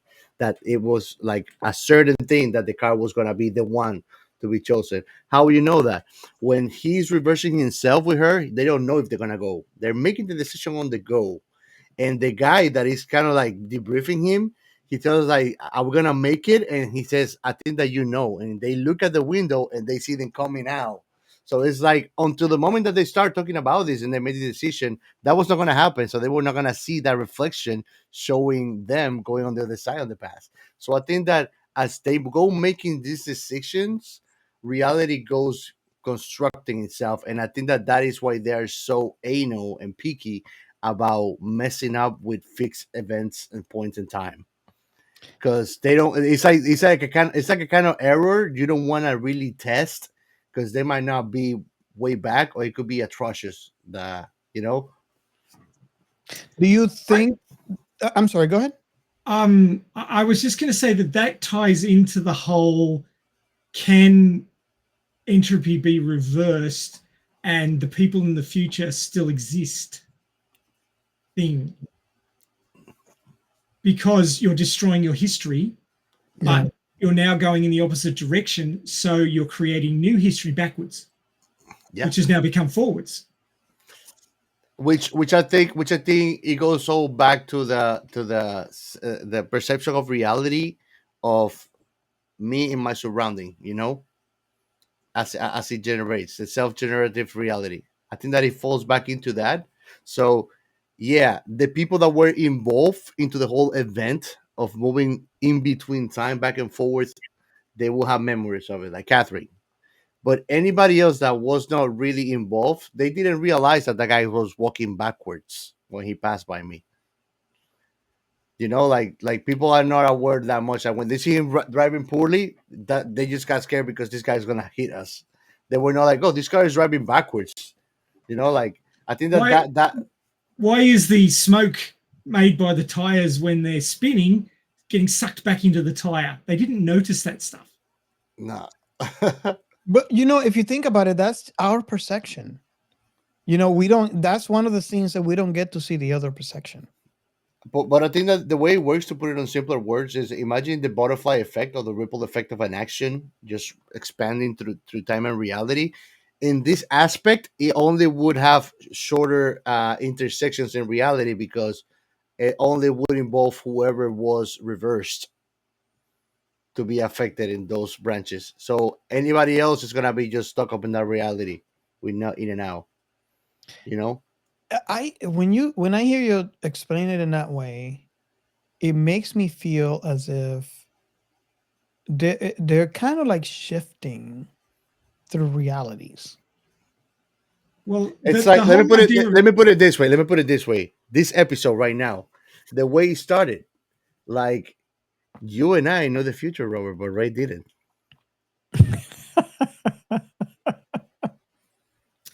And at the end of the time, we did have to do right before the plot what we had to do to make sure that by executing that pincer move in time, the introduction backwards in the show was done properly. Because if you wouldn't have done that before the plot, God knows what would have happened to the episode.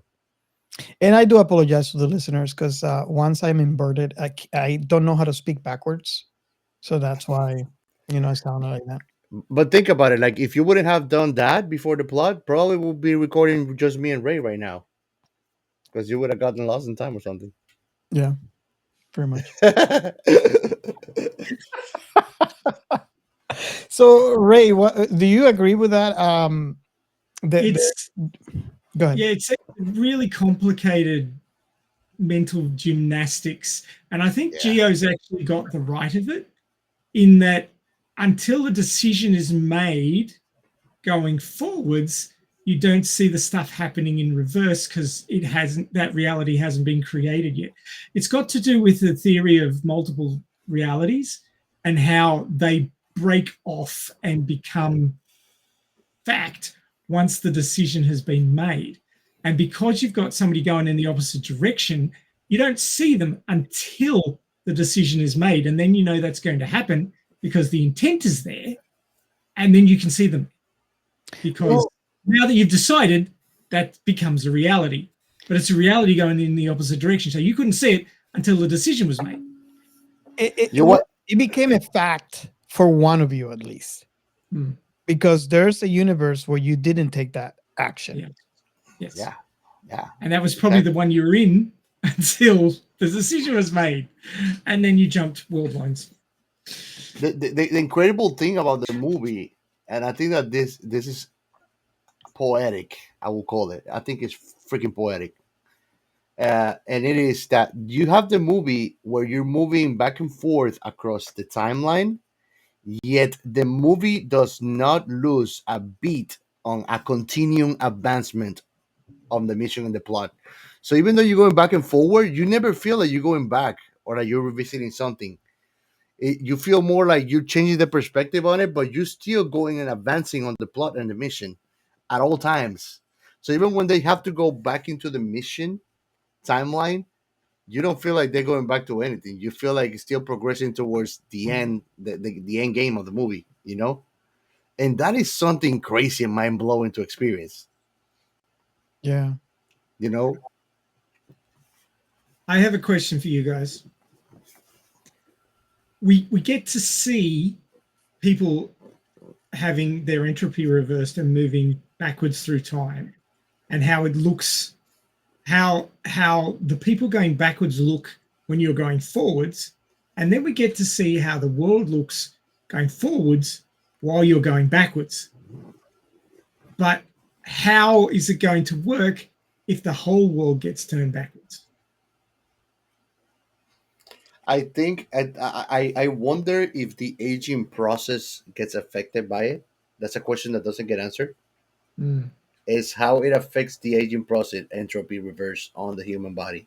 And if it does affect it, then I would think that you are not able, and this is why it becomes such a social justice that we are not able to abuse this tool, is that you cannot go further back than your own lifespan. Because I mean, as you go aging back, like you'll lose consciousness because you become a baby and things like.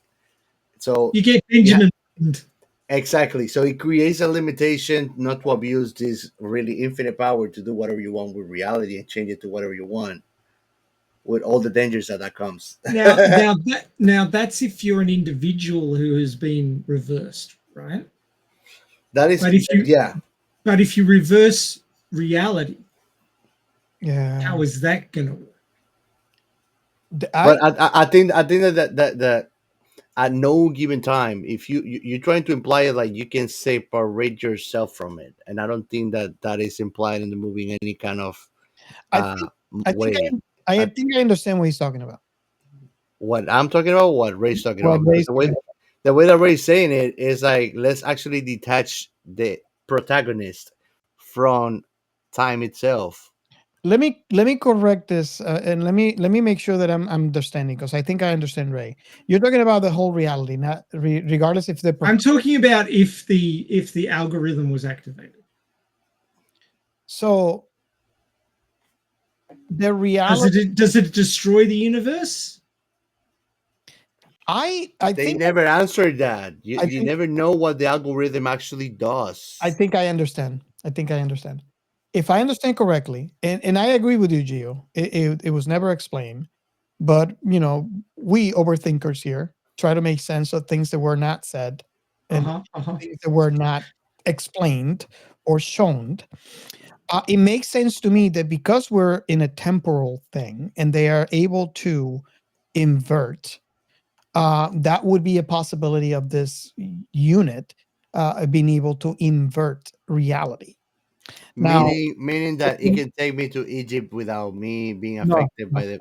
You're not understanding. Invert everything, regardless of place. Time. It's not your personal time running backwards. It's everything. Everything. Yeah, but what I'm meaning with that is, let's imagine that we do that. I go in the machine and I revert everything. But take me to Egypt, 2000 BC.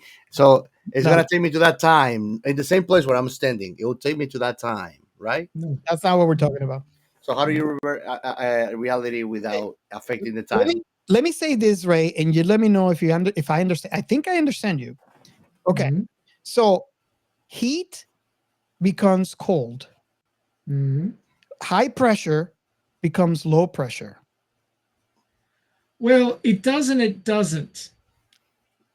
But what I'm When talking about is, when you're personally inverted, but the rest of the world is still going forwards, Yeah, that I is get what what happens. you guys are talking about inversion in a whole physical plane. I think that is But if not. you invert reality, Yes. so entropy is running in the opposite direction, everything would be lined up. So it would be just like it is now, but time would be running backwards. But the problem comes, what happens to your existence when you're destroying your past? yeah.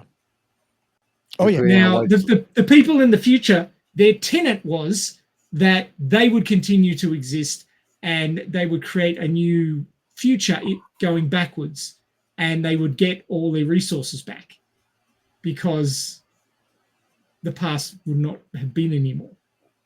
All the poisoned rivers and the droughts and the screwed up seas and everything that we've done that meant that they couldn't live on Earth anymore would be reversed. That's what they believed. That was their tenet. I think this. But how can you create a future when you destroyed your past? Exactly. Well, you know what? This is a really good argument because it brings us back to the argument of the grandfather paradox. How some people believe that if you go back in the past and killed your grandfather, you could have been done it because you were never been born. You will Marty McFly yourself. However, there's the other branch of people that believe that when you do this, you technically are not going back in time. You're migrating to another dimension, another universe. So yeah, your grandfather is okay, but you're living in one where your grandfather is dead. But since you came from a different universe, it doesn't affect you, so you'll still be alive. And then there's in my that theory. universe, you won't have been born. There's my But you'll be there theory. from another universe. I have a theory that nobody shares, which is that if you go and kill your grandfather, your skin might change and you might feel a change on your memories because you're altering even your genes at that level, but you're still gonna have another grandfather now. I don't know. So going back to the movie, that what you just said about how the people in the future feel and what they're doing, they believe that they're just going to another reality. And the people that are fighting against them believe on the grandfather paradox because obviously they're trying to stop them.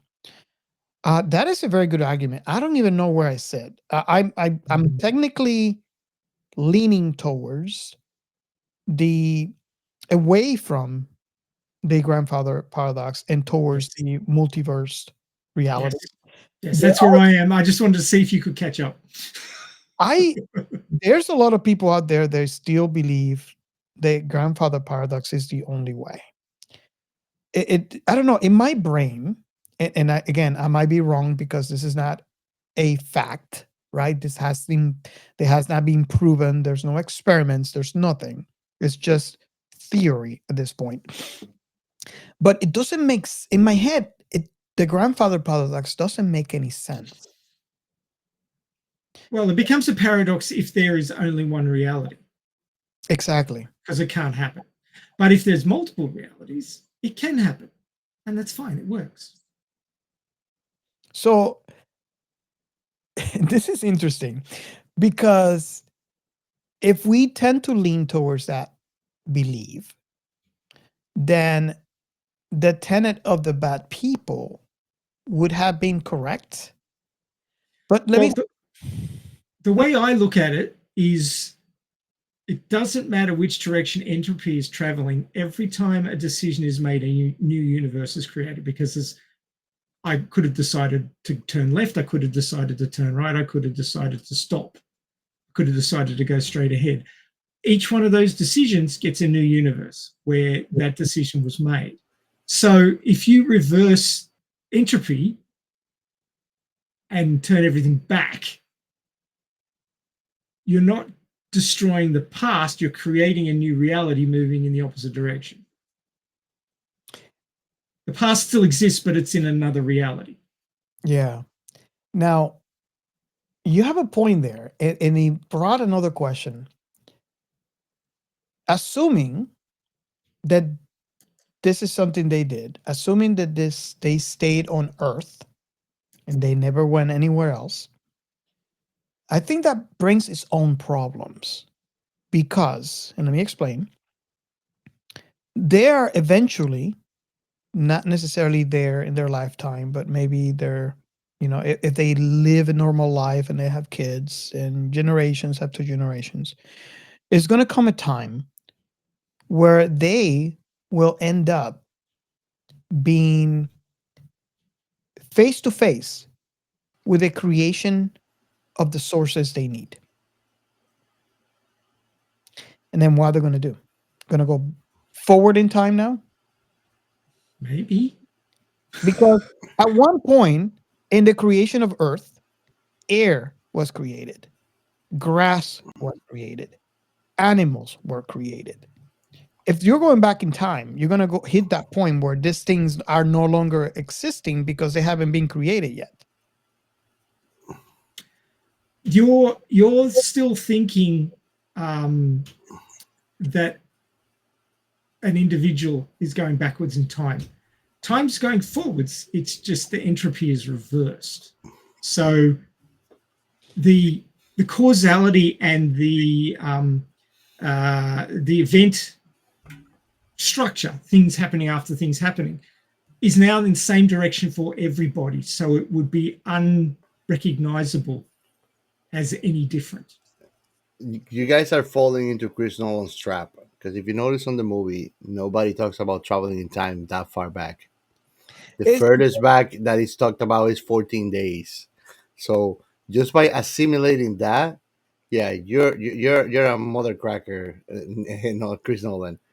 Just by doing that, he opens the possibility of traveling anywhere in time, but he doesn't really touch it. Nobody goes back into like Slacks, what was called, Stacks 245 or whatever, the nuclear town. Like that would be a great place to start going back in time. Nobody even talks about going there, so it means that maybe, but maybe not. But it's like it's completely out of the topic of the movie. Like like the possibility, like he just lets you imagine that, and he doesn't touch it. Like how far can you go? How would that happen? You can only go as far as your lifespan, dude, because you're aging regardless of which direction you're going. Yes. There you go. And whether the universe is going there with you doesn't matter. You're still aging. Your biological clock is winding down. So you can't time travel more than 1 second per second. Just change directions. That's the only difference. But whether you personally change direction or the entire reality changes direction. And will that solve the future people's problems? Probably not. In fact, if that algorithm was activated before those people came to be, they would never exist. And I would venture a different version of them would exist, but it's in another reality, so everything's different. Mm-hmm.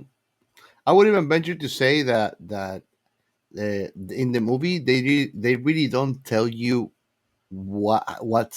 how the future is talking back, but I think that they all point out to the algorithm being the key to that. You see, I think the future people screwed up their hypothesis, because if you reverse everything, it's the same as going forwards, just in the opposite direction. The only thing that's different is the entropy direction. Everything else will continue. Everything else will continue to be polluted, will continue to be used up. Climate change will keep happening because we're still going forwards, just not in the same direction anymore. Yeah. So I don't think it would have solved their problem. Well, let me ask you this. Can we estimate or guess what was the effect of that bomb that was going to destroy everything? What could that? Because they didn't really, they don't really go into details. The problem is that the way that they refer to it, I don't think that the bomb was going to attack an area. It was going to attack time itself. Exactly. It wouldn't be a case of kaboom. It would be a case of snap. Yep. And it would be going the other direction. I saw this on the game called Quantum Break, which I have told you guys to at least watch the walkthrough, because it touches right this thing. Is you trying to save the world from a guy that is going to destroy reality. So basically, time and reality are waving into one thing. And if you want to destroy time, you're literally just messing up with reality itself. So when they kind of graphically or visually show you what it would do, at least in Quantum Break, literally everything goes like whiting out. Like it's like everything ceases to exist, literally. Yeah. So I will venture to say that the catastrophe, the explosion, is imagine that you get sucked into a black hole or a reverse of it. That everything just go blank and reality ceases to exist when time disappears or gets broken down. That's how they picture it. Yeah. Wow. You can tell smoke coming out of my brain right now.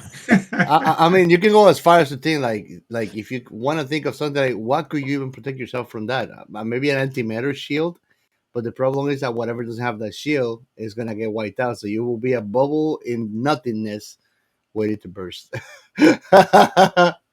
It's interesting to me that time is a perception of reality, and that kind of ties up to what Ray mentioned earlier. But you could have different realities, so they will be destroying their own by that bomb. Not really. They don't destroy their own. What they do is they change world lines. The decision to activate the bomb versus the decision not to activate the bomb. They create two different realities. One continues forward, the other one goes backwards. Your past exists, but it's in a different reality. I'm a little confused because it's a branch out. The main guy had this thing. It looks like a Fitbit that is connected to his heart. So if his heart stops to pump, then everybody dies. Well, that's what he believed. That's what I'm talking about. So that bomb, that's what I was trying to assume what that was. And I think that's just a nuclear warhead or several for that matter. He was talking about, everything ceasing to exist. So a temporal dead man switch. Yeah, like this guy is a definitely bad guy. I mean, he's telling his wife, if no one can have you, if I can't have you, no one can have you. So he had the same mentality towards the world. You gotta understand where he's coming from, though. They actually treated him very badly in Harry Potter. Oh, God. They erase his memory and everything. They treat him like an idiot in the Chamber of Secrets. So what do you expect? The guy's gonna be a villain. And he was gonna want to mess everybody up because they were very unkind to him. So he's thinking that if he's gonna die, he's not gonna be able to have the world, and if he can't have the world, then no one should have it. And that's his whole mentality about destroying everything. The future people picked the wrong guy. Yeah. So that's what I was talking about. What do you think that bomb or whatever that is that he's attached to his wrist was? It's a dead man switch. So you feel that is destroying reality. No. Remember that movie? Remember that movie that we watched, Dead Hand? That we recorded about? Is that what you mean, Ray? What a dead man switch is basically is if I die, something will activate. That's all it is. Mm-hmm. Yeah. We don't know what he's activating is the algorithm. But if he believes the algorithm's going to destroy reality. But how does that make sense if he doesn't have all the pieces of it? They are on a race for that. He does have all the pieces. He has it. He has it all. Mm-hmm. Oh, so they're trying to take him away from him in the present, but he has it in the future. No, they sync Oh them yeah, backwards. yeah. That is why the movie says all along that the only advantage they have to him is not knowing, so they don't tell each other information purposely to keep in skipping the beat. That's true. It was more a case of they didn't tell the protagonist stuff because he hadn't done it yet. No, but the protagonist itself, like he had information, like Priya, for example. He's like, "Oh, Everybody, you're not gonna tell me," or like when they're planning to the attack, he's like, Nail is like, "You're not gonna tell me," like, no, because remember that the uncertainty is the only weapon we have against him right now. everybody kept stuff away, like knowledge away from him, because he says knowledge is the only weapon we have.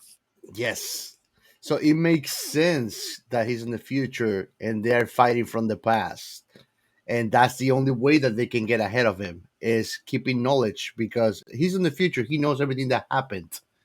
He Yeah, doesn't know what's being done to change that, but he's trying to be ahead of that game. So it's like he's in the future, but he's also in the present chasing them on a catch game to see if he can know what's going to happen so he can let the other guy on the front aware before time and always be ahead of the game. that brings a philosophical question, because you're bringing an unknown into this thing. You're trying not to tamper with these actions by telling him information because you don't know. Like, for example, what Priya said, like, I'm not going to tell you that she's going to be in danger, that I'm sending you to send her into danger. And I understand in a way why, because she doesn't want to tamper with the actual reactions that he will have. Yeah, You but know, Bria is being more also like standardized with him on not being favorites, you know. So like you can tell from the beginning she has intentions of eliminating anybody involved, including Kathy. You know, you know that, but you know how like what you're trying to explain. You know where they displayed it perfectly. The operation they do on the road, how he says before they do it, he says, "I don't want anything on paper or digitally," because exactly. the same strategy. That way, nobody can do a paper trail trace back and know that we're doing it. So, Yeah. like, you're looking at this whole operation, like, this is a bunch of like black ops guys that are like just waiting some signal and like there's no plan or anything. They just know what to do. Well, the philosophical question that I was going to plant is that how do you know that by keeping information away from the protagonist, that things will not turn out the same way, anyways? Because sometimes, like, I think that Neil explains this perfectly at the end when he says, like, if I would have told you, it would have changed how you reacted. You don't know Would that. have changed. Well, that's the thing. You having information would change how you act upon reality. You know that because No, information. I agree. The more knowledge you have, the more options you have. They didn't want him to have more options. Exactly. They were limiting that by not giving him information because if not, he might have chased one tiny decision, even though in the same plan, would have changed the whole outcome. Kind of like the Sun Tzu war message where he says like a messenger didn't a stable guy didn't put the horseshoe could not take the messenger, and the messenger not delivering the message lost the war and we all die, you know, something like that. So it's like by that little ripple effect. So that's why they are limiting the information purposely. It's like if you would have told it like you are the protagonist on this and you are the one in the future, whatever, that could have changed his whole perspective and it would have made him a whole different person and probably even not possible the outcome or success of this. So it's like he's in the future. He knows how it went down. And he Mhm. knows already how time works. So I mean, the protagonist for the future has the SOP or the procedure of how times work. So he has created the system already. Yes. And it's something so intuitively that it's difficult for us to really rationalize how it really works unless you have lived through it. Yeah. Kind of like the whole theory behind how to catch something in reverse is like you have to feel that you're dropping it before you grab it. Like the first time that he grabbed the bullet, he never dropped that bullet, and he grabbed it like he dropped it.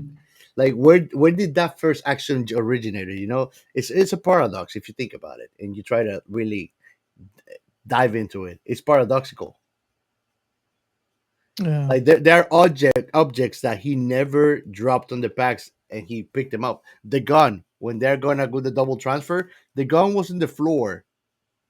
How did he pick up those bullets if he never shot them? And he only did it once. It's like, how can you do something? How can you do the last action of something before it ever happens? It's not. It's paradoxical. It's just paradoxical. There is not really a logical. If you try to find a logic to it, it will scramble your brain. No, it's all about creating new universes by decisions.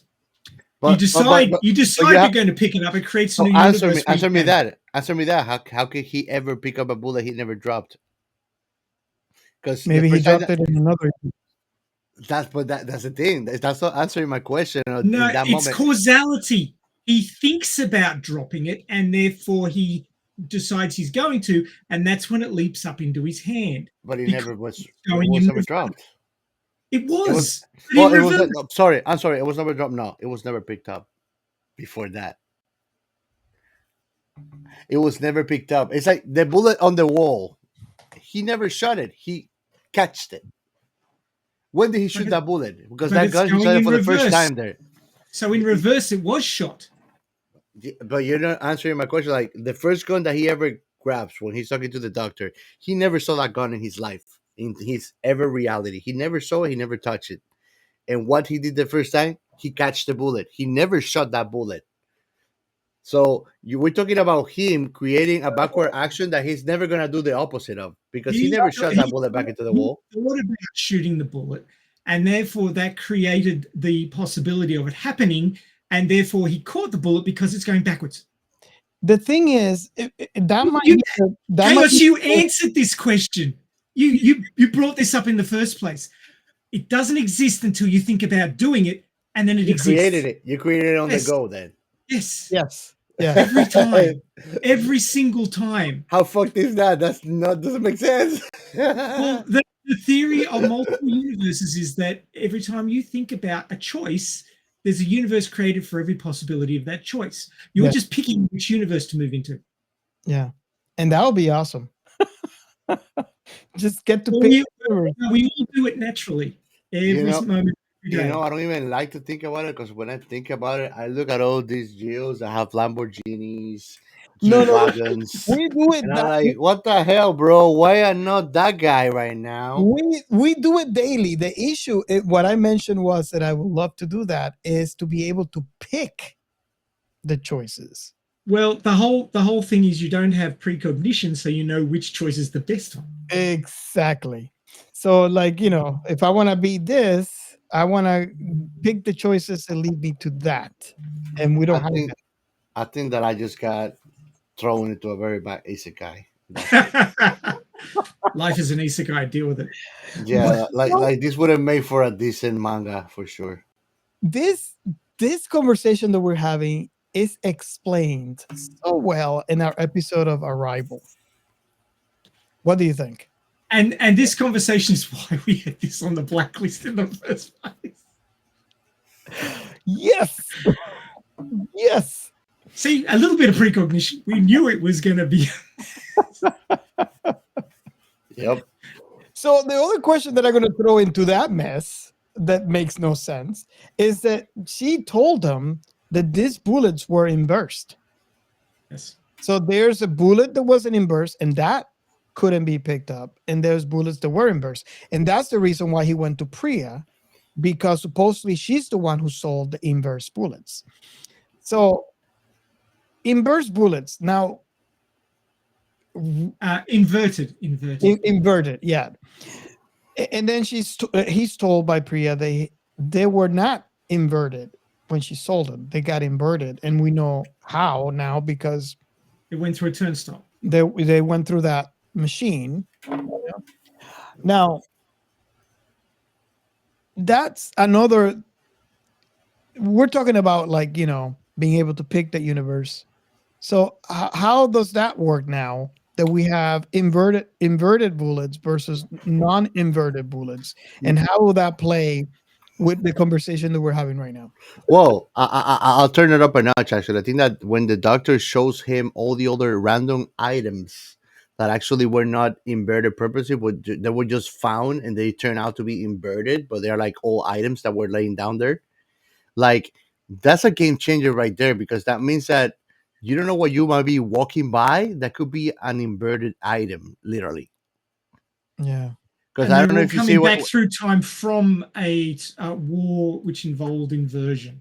exactly. So like there's a gear in between all the random shit. There's a gear, and he picks it up. Like he just became part of that reality by just dropping that gear for the first time.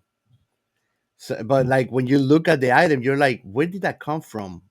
What kind of event has that item seen?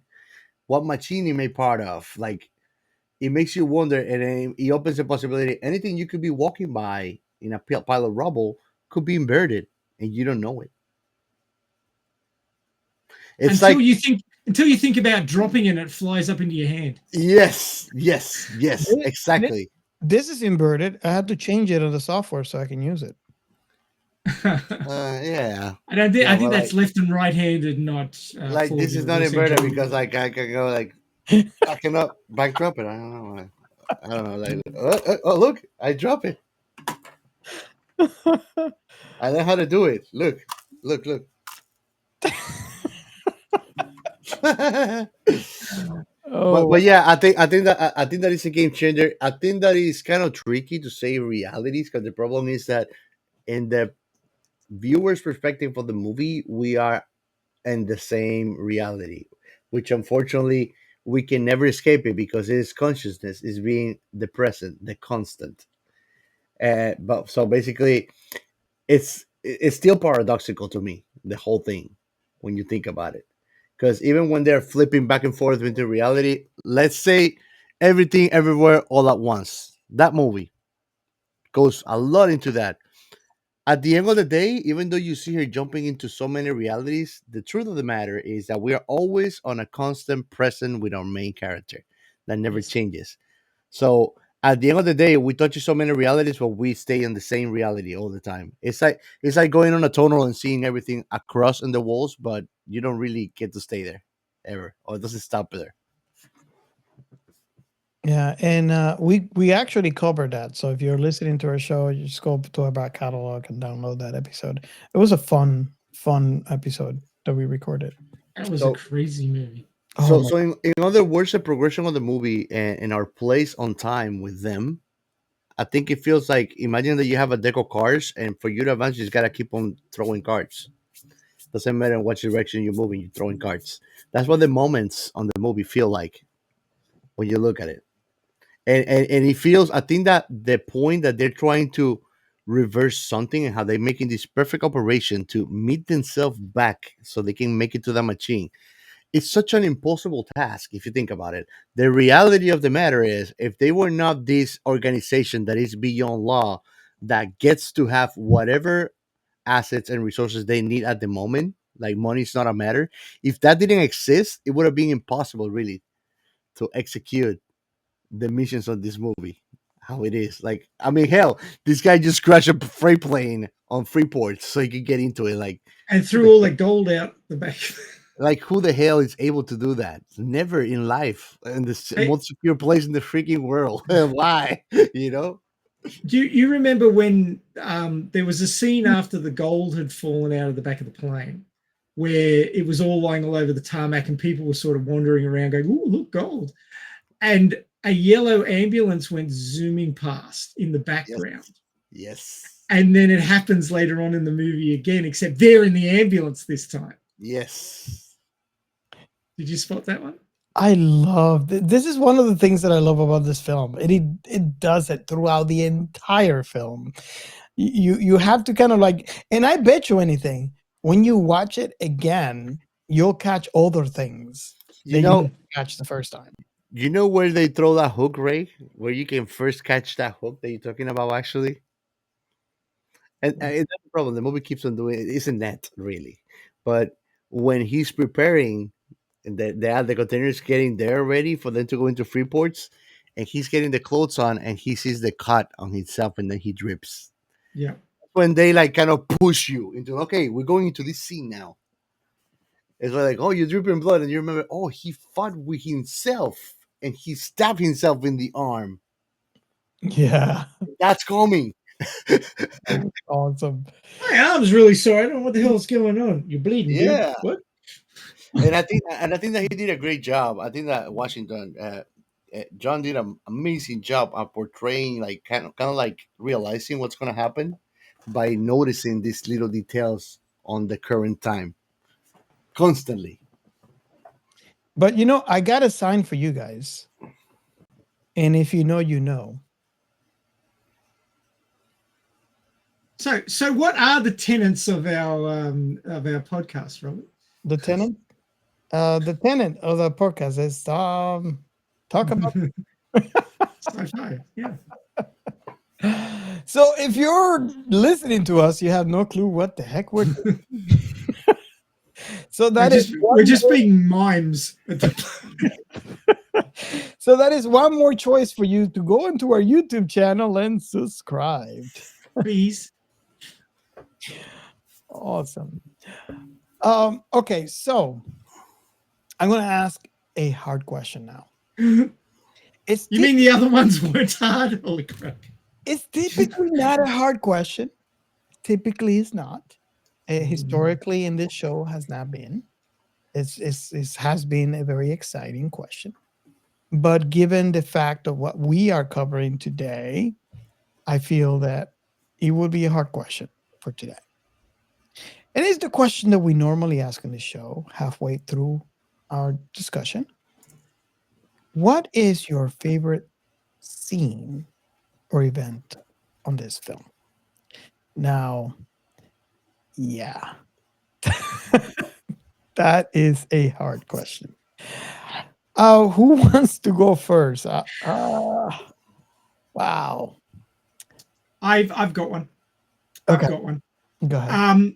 When the blue guy's going in reverse and the red guy's going forward on the battlefield, and they team up to take the building down.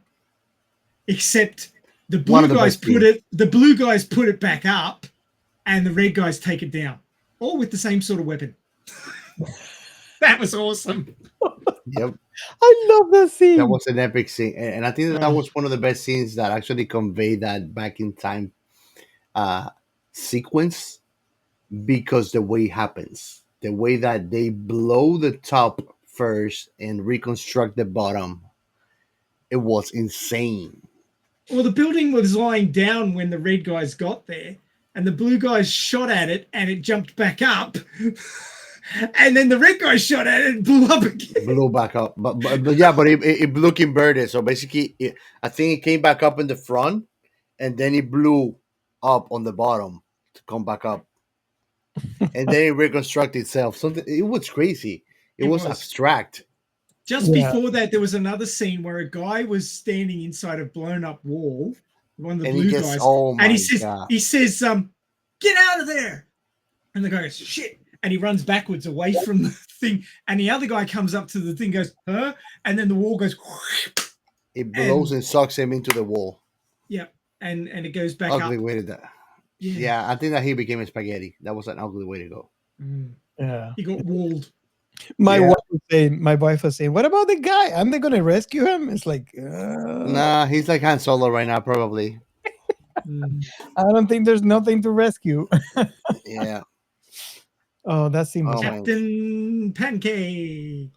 This movie is full of good scenes, man, because I cannot really pick. I mean, I love the scene when they do that bungee jump. When he suggests bungee jumping the building. That was so creative and innovative. Because it was like, this is some Mission Impossible shit right here. You know? It's Mission Impossible on steroids. That's what and when you see it, you're like, this is doable. Not only that, but I mean, other badass scene that you can put the fight sequence behind the restaurant.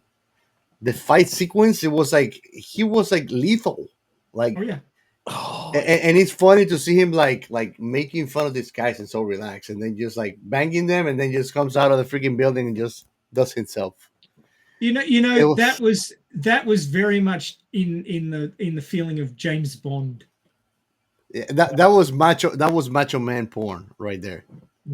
It was James Bond porn. Yeah, that's like every dude is like, yeah, bro. I love when the remember the driver is like, yes, he gets what he wants, and then he comes out and she said, well, apparently he takes off right away. He takes off running, like he gets scared he again. knew if they took those guys down, he was a monster. Get out of there. Yeah. But what she said was like so amazing. Apparently not. It was good.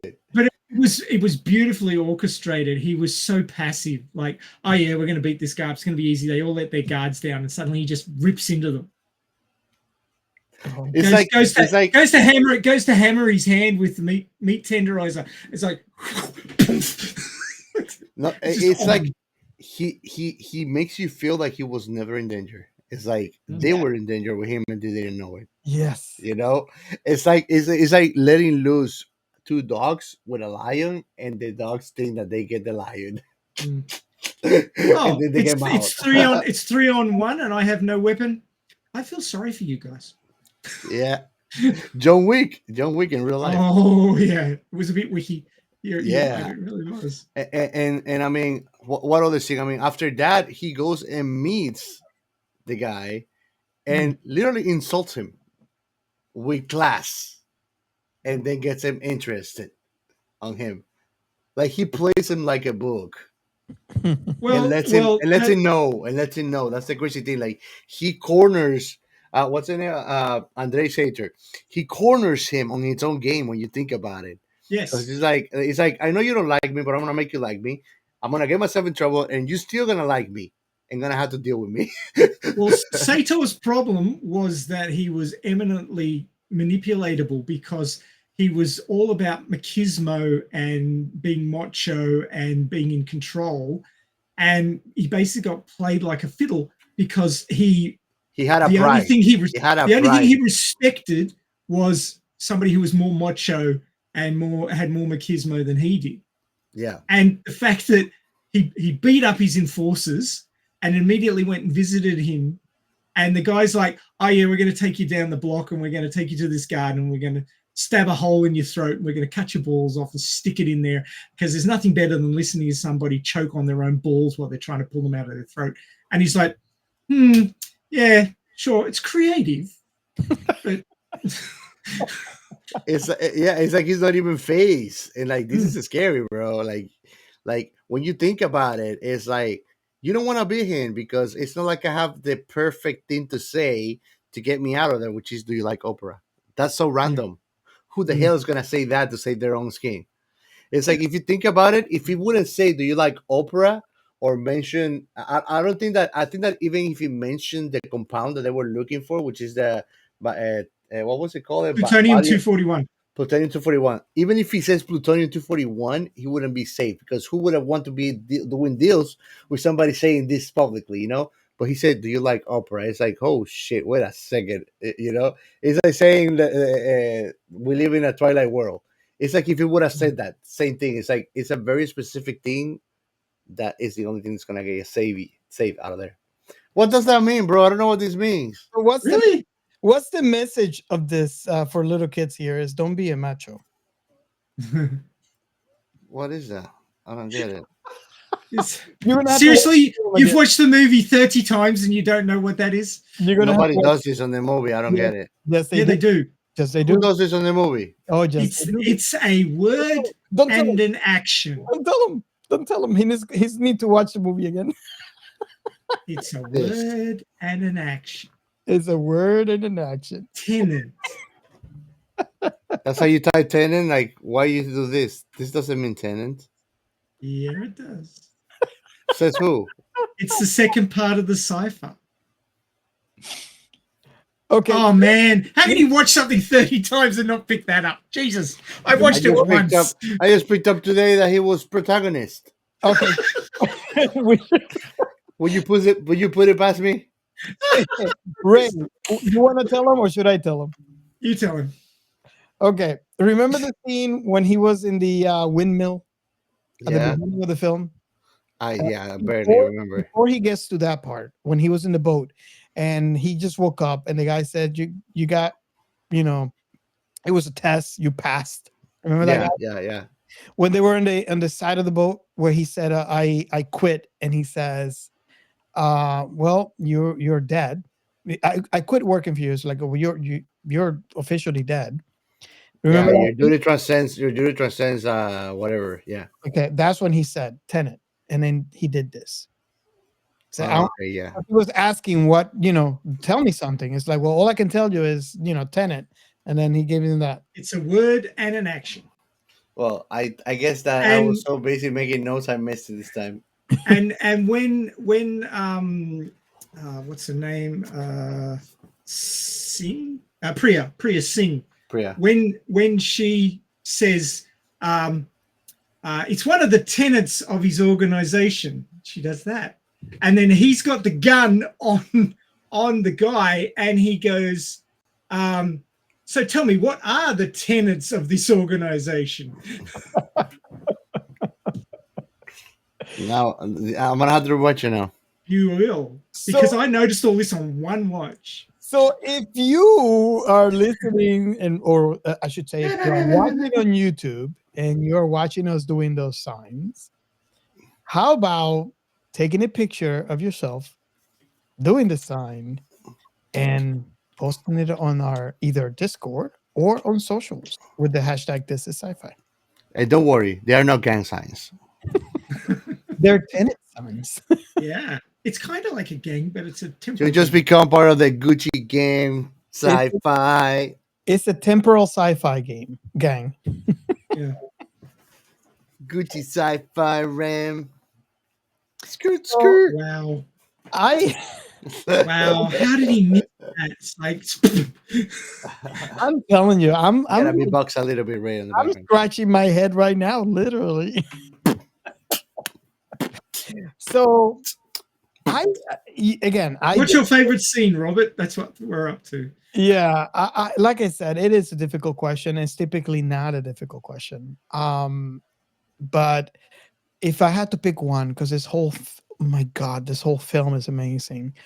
It would have to be the whole scene when he got dragged into the room where he saw that bullet hole, and then all of a sudden he realized that it was they shot Cat.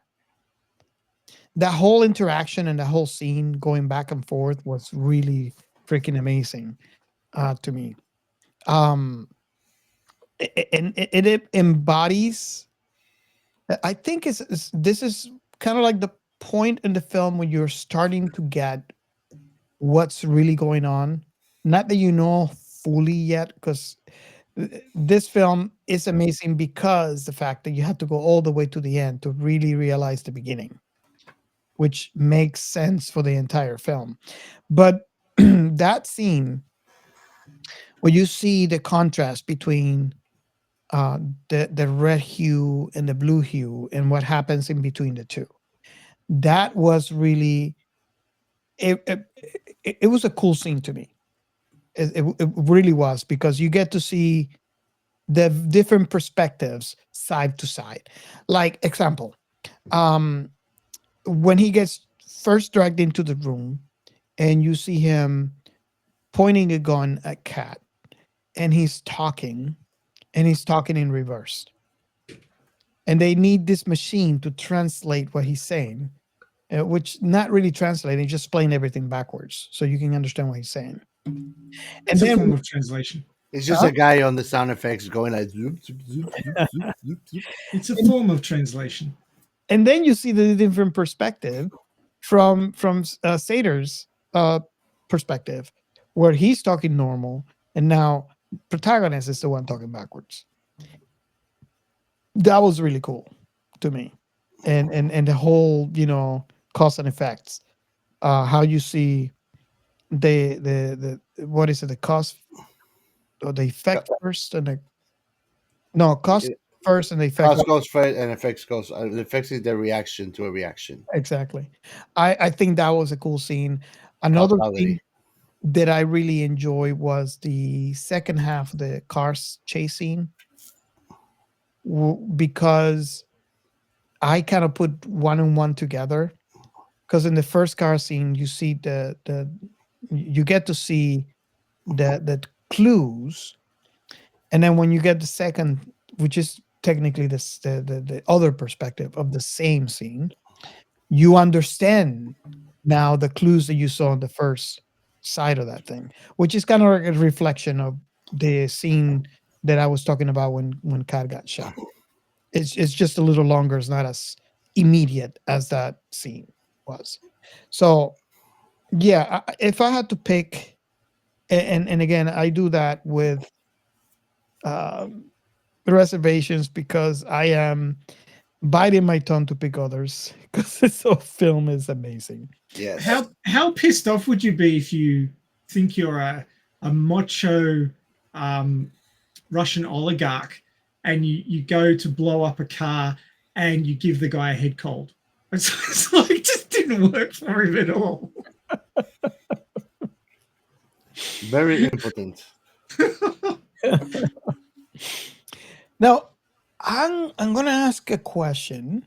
And this is, it's gonna, I don't know if I'm overthinking. Really? Who are we talking to here? Probably yes. When we have anyone cross over from their reality to the inverted reality, and notice how I'm posting this. If you're not subscribing on YouTube, you're missing out. So regardless of where you're coming from, whenever you're coming from your reality into the inverted reality, one of the immediate signs that we get to see is that you need to have your very own oxygen mask when you go outside. So the question that I have is, I don't know if you guys had. Is it an oxygen mask or a carbon monoxide mask? Well, my question is, how does that work? If you can push this into reality, because we know we're talking about a sci-fi film here, can you explain how the need for oxygen and how what's the word I'm looking for? Biologically, how does that work? What I would think that they just have a guy sitting on a factory that is just exhaling into tanks, and then you just breathing somebody's breath, like stinky breath. Well, presuming that anything that goes into the turnstile comes out inverted, it's just a matter of running the turnstile and drawing the air out, putting it in a bottle. So you would think, because I was thinking about this, I was thinking that if you go inverted, air is going to be escaping your lungs and you're going to suffocate. Well, yeah, oxygen will be leaving your body rather than going into it. Exactly. So basically the osmosis of oxygen across the membranes in your lung would work in reverse, which would be very bad. Well, for the person that is going into the reverse place, it's kind of hard for me to explain because his body still works the same way he's been working, and that's the reason why he needs the oxygen mask.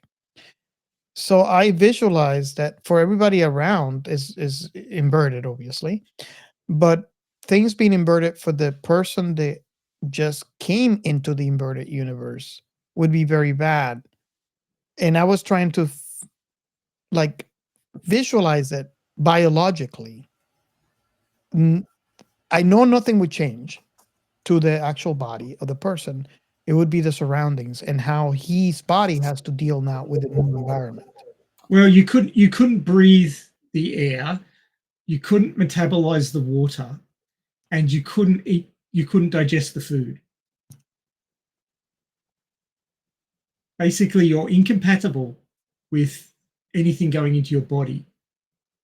that's coming from an inverse reality or an inverse entropy.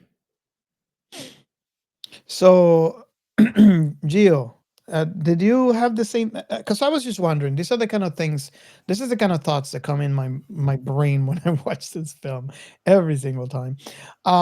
Did you, Gio? Did you in your many rewatches? Have you, had some time to think about that, or this is something that never really crossed your mind? And if so, what was your explanation of that in your before we heard from Ray, obviously? Well, this is the paradoxical part of the whole trying to reverse reality. Is that there's no other way really to think about it. Either you have a kind of like a machine to first off for the tanks, they have to have some kind of machine that processes air into kind of some kind of breathe form, which will be the carbon monoxide that comes of which will be some form of carbon monoxide what comes out of us once it's breath, right? No. Dioxide, not monoxide. Dioxide, carbon dioxide. Monoxide is a poison. Dioxide. So I will venture to say that those tanks have carbon dioxide because you need the opposite of that process in order to make the breathing backwards, right? And that is, I would No. say that no. No. It all depends on your point of view. If your point of view is forwards, then yes. If your point of view is backwards, then no. It's all about. If you're, I mean, what is the backwards function of the? If you want to put up our lungs to work in reverse, what do you need to give it? It's what Yes. it's what he exactly. If you're watching from the forwards universe, you would see somebody breathing in CO2 and breathing out oxygen. That's what you would see. But for them, they would be doing the exact opposite. Yes. Because they haven't really changed. They just changed their environment. They're just traveling back in time. Mhm. So if you're traveling forwards in time, you see them doing it in reverse. But to them, they're doing it forwards. So how to make your noodle 101. So are we getting at this is just a loophole or a plot hole in the theory? Not really. Because it doesn't make sense that you cannot affect reality on an area sense, whatever the individual is. You either affect the whole reality or only what comes in contact with them, it's affected. No, the thing is, and I think, I don't know if I'm explaining it right, but the thing is that you are coming from one reality into a different reality. Just because you arrived at that reality, the reality didn't change. You're going into that reality and you're not affecting how that reality works. You work the way you are, and you happen to be inverse to that reality you're coming in contact with. So that's why I was thinking in my brain, and I'm glad I heard from Ray, because now what he said makes sense. But what I was thinking is he's breathing normally. He's breathing in and breathing out, right? Mm-hmm. So I was thinking in my mentality when I watched this for the first time that when he goes into there, he would be breathing the air would be escaping his lungs instead of going inside his lungs, because it's an inverted reality, and that's the reason why he needed the mask, to keep oxygen in him. Because the problem is that you're telling me that he's going forward even when he's inverted, but why does he have to fall back into earth and move backwards then? So if he's moving backwards on a physical aspect, I would not put it past him that his lungs are working on a backwards physical aspect, which will be that in order to breathe, he has to actually do the whole backwards breathing too. From his you're comparing interaction between positive and negative entropies with how something functions in a negative entropy. Yeah. It's not the same. These two things are not the same. He's not going to change his biology is not going to change because of his surroundings. Like if he needs to pee, that would be. If he needs to pee, he needs to go somewhere. He's literally gonna need to go somewhere and pick up that piss with his dick. That is what you would see if you were going forwards. But if he's going backwards, he would be peeing. Yes. Oh shit! This is a paradox right here. It's a point of view exercise, and it's very hard on the brain. But it's paradoxical in nature. You cannot deny that. It's paradoxical in nature. Well, when was the last time you traveled backwards in time and was yeah, reversed entropy? and it's You still, have no experience. It's all a thought. and it creates a question like, when did the last thing that happened to that was the first thing that happened to that? It creates Okay. that paradox too. If you were watching the Protagonist, because he doesn't have a name, Yeah. From the point where the car exploded and watching him, you were going forwards and he was going backwards. This is what you would see. You would see the explosion get sucked back into the petrol tank. You would see the flames run back up to the lighter and disappear. You would see the guy who lit it walk away backwards. You would see the car flip up and drive along backwards. You would see things going in reverse. You would see him breathe. You would see him breathing in that face mask, right? I got it. But he would be breathing out oxygen and breathing in CO2. Let me see if I get this right. See him get out of the car and walk backwards into the building where he puts the face mask and the tank back on the wall. Then you would see him walk backwards into the turnstile. That's what you would see. Let's make this simpler. The explosion car thing. Yeah. So in other words, is matter taking its own natural curls in an unreal reality, and then it just back trace itself to its natural physical reactivity. The fire, for example. So when he starts the fire in reverse, it does get started, but the way that, oh my god, it's a perception. my headset is messing up. Oh, okay. So, but basically, what happens is the fire gets lit on backwards, but before it actually can just continue to live on, it just reacts to its natural physical state on reverse and freezes out. Well, I think the petrol that was in the car was also inverted because the car was inverted. Yeah. So it would burn forwards, but if you were viewing it from the positive world, it would be going backwards. It's all a point of view. I strongly agree with your comment, Ray. What you see, what you're explaining would change depending on what perspective you're looking at this. Which kind of which glasses you have on? Yeah, basically. And I think Gio needs to go back in time and fix his headphones. So then. The big problem is the fire that is created with the lighter. Is it inverse or is it normal forwards fire? It is like a, what do you call it, yo-yo? The thing that you throw and comes back up? Yo-yo. What do you call it, Robert? Yo-yo. It's a yo-yo, right? Mm-hmm. Yeah. Wow. I think that it behaves like a yo-yo when you throw it.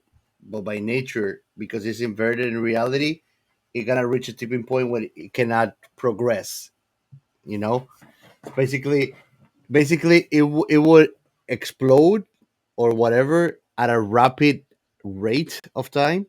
But when the time of progression of it catches up with the actual progression movement of time, it just reverts itself back into whatever it goes. Make sense? Now I'm struggling. Use the yo-yo. Use the yo-yo analogy and think of the fire. Think that when he's lit in the fire, he's throwing a yo-yo, and basically the nature of the yo-yo, the string that is holding it is reality on reverse already. So when you throw the yo-yo, it's gonna do its reaction to the action that you go, but it's gonna readapt to the movement of reality, which is backing up. Make sense? See, I think the fire behaves in that way. Everything that you bring through the turnstile is inverted, right? Mm-hmm. But if you use things that are inverted to create something new within the uninverted reality, is it inverted or is it not? I think it's not. I think that it and becomes, that's why the fire froze him, not burnt him. Exactly. I agree with that. So the interaction between positive and negative entropy is really complex and a bit snappy, like you said with the yo-yo. it Exactly. doesn't That's why I behave say all that well. that's what it drives me with the conundrum of thinking about the picking up the bullet by dropping it but never touch it. You know, it goes back into the same principle. Then it's like you're creating a new branch out reality the moment that that fire got lit up in the physical world, Yeah. and it creates an anomaly. It's an anomaly because so basically, yeah, the yo-yo is the closest thing to a simple way for me to portray it to explain it to somebody.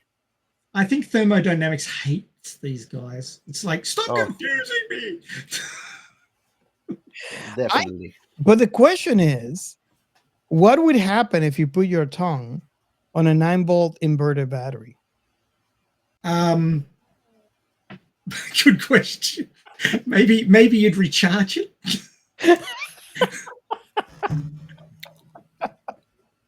Oh my god! And we have, of course, our very own Captain Chaos. Oh god. Uh, I can see why this movie was on the do not record list. Do not record at any cost. But we had to do it. I mean, we can't just ignore it. It's not You have no idea how much I'm controlling myself. Oh, but and let's not skip something. Kenneth Branagh, who did Andre Sater, amazing actor. Yes. The scenes that I like the most about him, you know that I'm all about villains, are when he fights with her on the yacht, and when he fights with her on the when he's showing her all the weapons.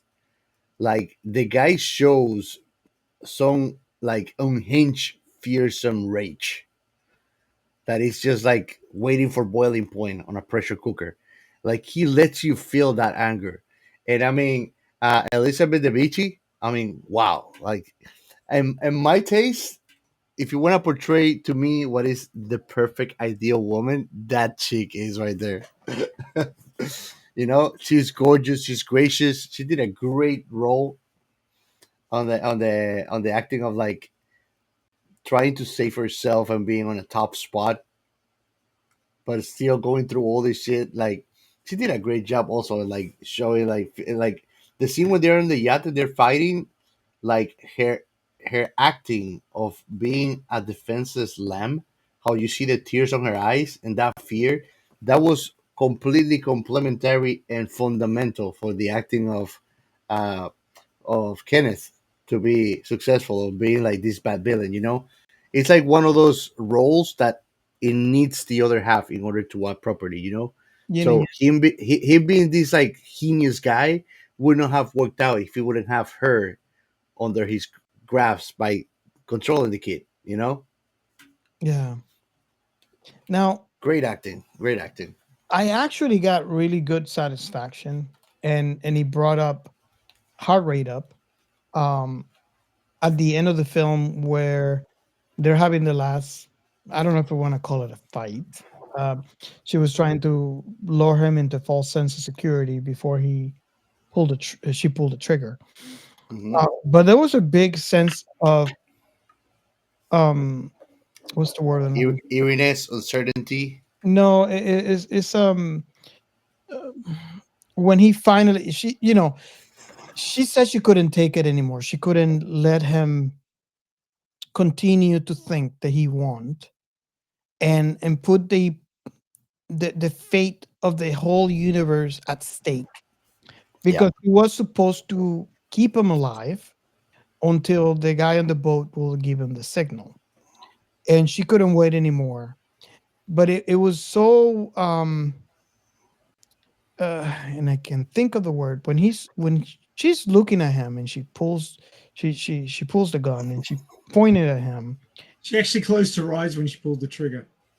Yeah, and he said, "What do you see in my eyes?" Fear and depression was the two things he wanted to see. Anger, Anger and despair. anger and despair. Oh, that's what Yeah. And there was a big satisfaction. Because that's something that only a killer can see on another killer, you know. He knew on the back like she wasn't gonna shoot him, but at this moment, and if you gotta get into her shoes, like that's something that I love is traveling into another character's uh, uh, POV.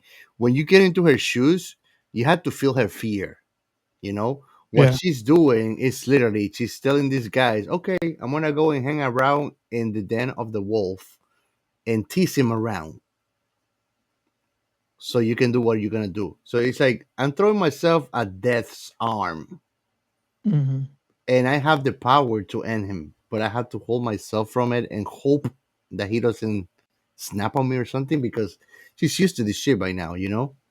It's like she knows he's. It's like imagine that you discover that I am a horrendous person, that I have done very unforgivable things to people that you love very much, but you don't know. Like I don't know that you know that because you travel in time. So I'm just here putting my mask, but you know my little secrets. It's an eerie. Like you have to be a psychopath to really behave like nothing is happening, knowing information like that about somebody, and feel at ease. Like when he touches her, I don't know if you noticed, but when he touches her, that he caresses her, and she closes her eyes. In that moment, what I thought is, oh man, you must be like it's like a wolf, just like with his teeth, just like on top of you, and It you don't do it anything for it not reminded me to of the bite you. scene. It reminded me of the scene in Alien 3 when Ripley was in the bathroom and the alien comes up and goes Yes, and then goes away again. exactly. That's what she did with this guy with Sater, basically. So when you look at all of this, it's like, yeah, she couldn't hold it anymore because I mean, it's like everything. She's feeling everything all at once, Hmm. and she also has to be careful. She's waiting on a signal, and that alone puts an unbearable pressure on her Yes. because now she has to hold up. And it's like, what if they say no? What are you gonna do then? You're stuck with him there. So it's like she's on a mission that only has one way to get out, and she accomplishing it because if not, it's gonna hit the fan hard when her actual me of that reality makes it back to the boat with the kid. So Yeah. it's a time bomb. I Um, also found that final scene on the boat was quite reminiscent of Back to the Future Part 2, which we have covered, when he goes back in time again to 1965 or 1955. I was in 1955. And he's running around as his future self back during the events of the first movie. mhm. He's trying not to get spotted. It Yeah. had that same vibe Yes. of any little thing goes wrong and we're screwed. And that's one of that's partly why I mentioned it, earlier on the show, about when she was in the boat and she saw a woman jumping off the boat. Yeah, And in this scene now we realize it was her. yeah, and they portray her in a way that is like almost she's talking about a dream. Yeah. They portray it. That I don't say that they say it Mhm, mhm. because I mean there was no woman like when she got there. You know. Yeah, yeah. So it's not like she got to know, like, was that really a woman? Was I seeing shit? Well, what I like I said earlier, what I was thinking was like, oh yeah, he's cheating. This is but then again, I was thinking, why would she jump off the boat? I mean, Yeah. Where's she gonna go? Is she gonna swim to the shore? yeah. And then It was one of those inconclusive events that wasn't explained until the end. I mean, honestly, buddy, I wish I had dick so good that the chick would actually sneak into my yacht and then just swim off from it, not to get caught. That's some good D right there. moving on. What I was saying is that scene was very satisfying to be able to see the lamb attack attack the lion for the first time, and then so like what do you see on my face?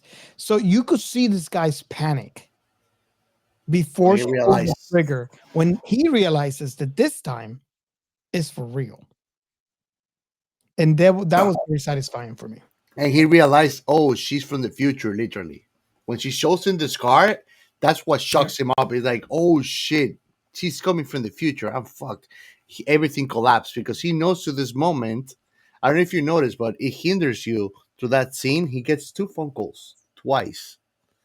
Every time that he gets a phone call, it's just one more of hit me on blackjack that you don't know if you're gonna go over the points, that he's gonna know what's going on because the war is going on at that point.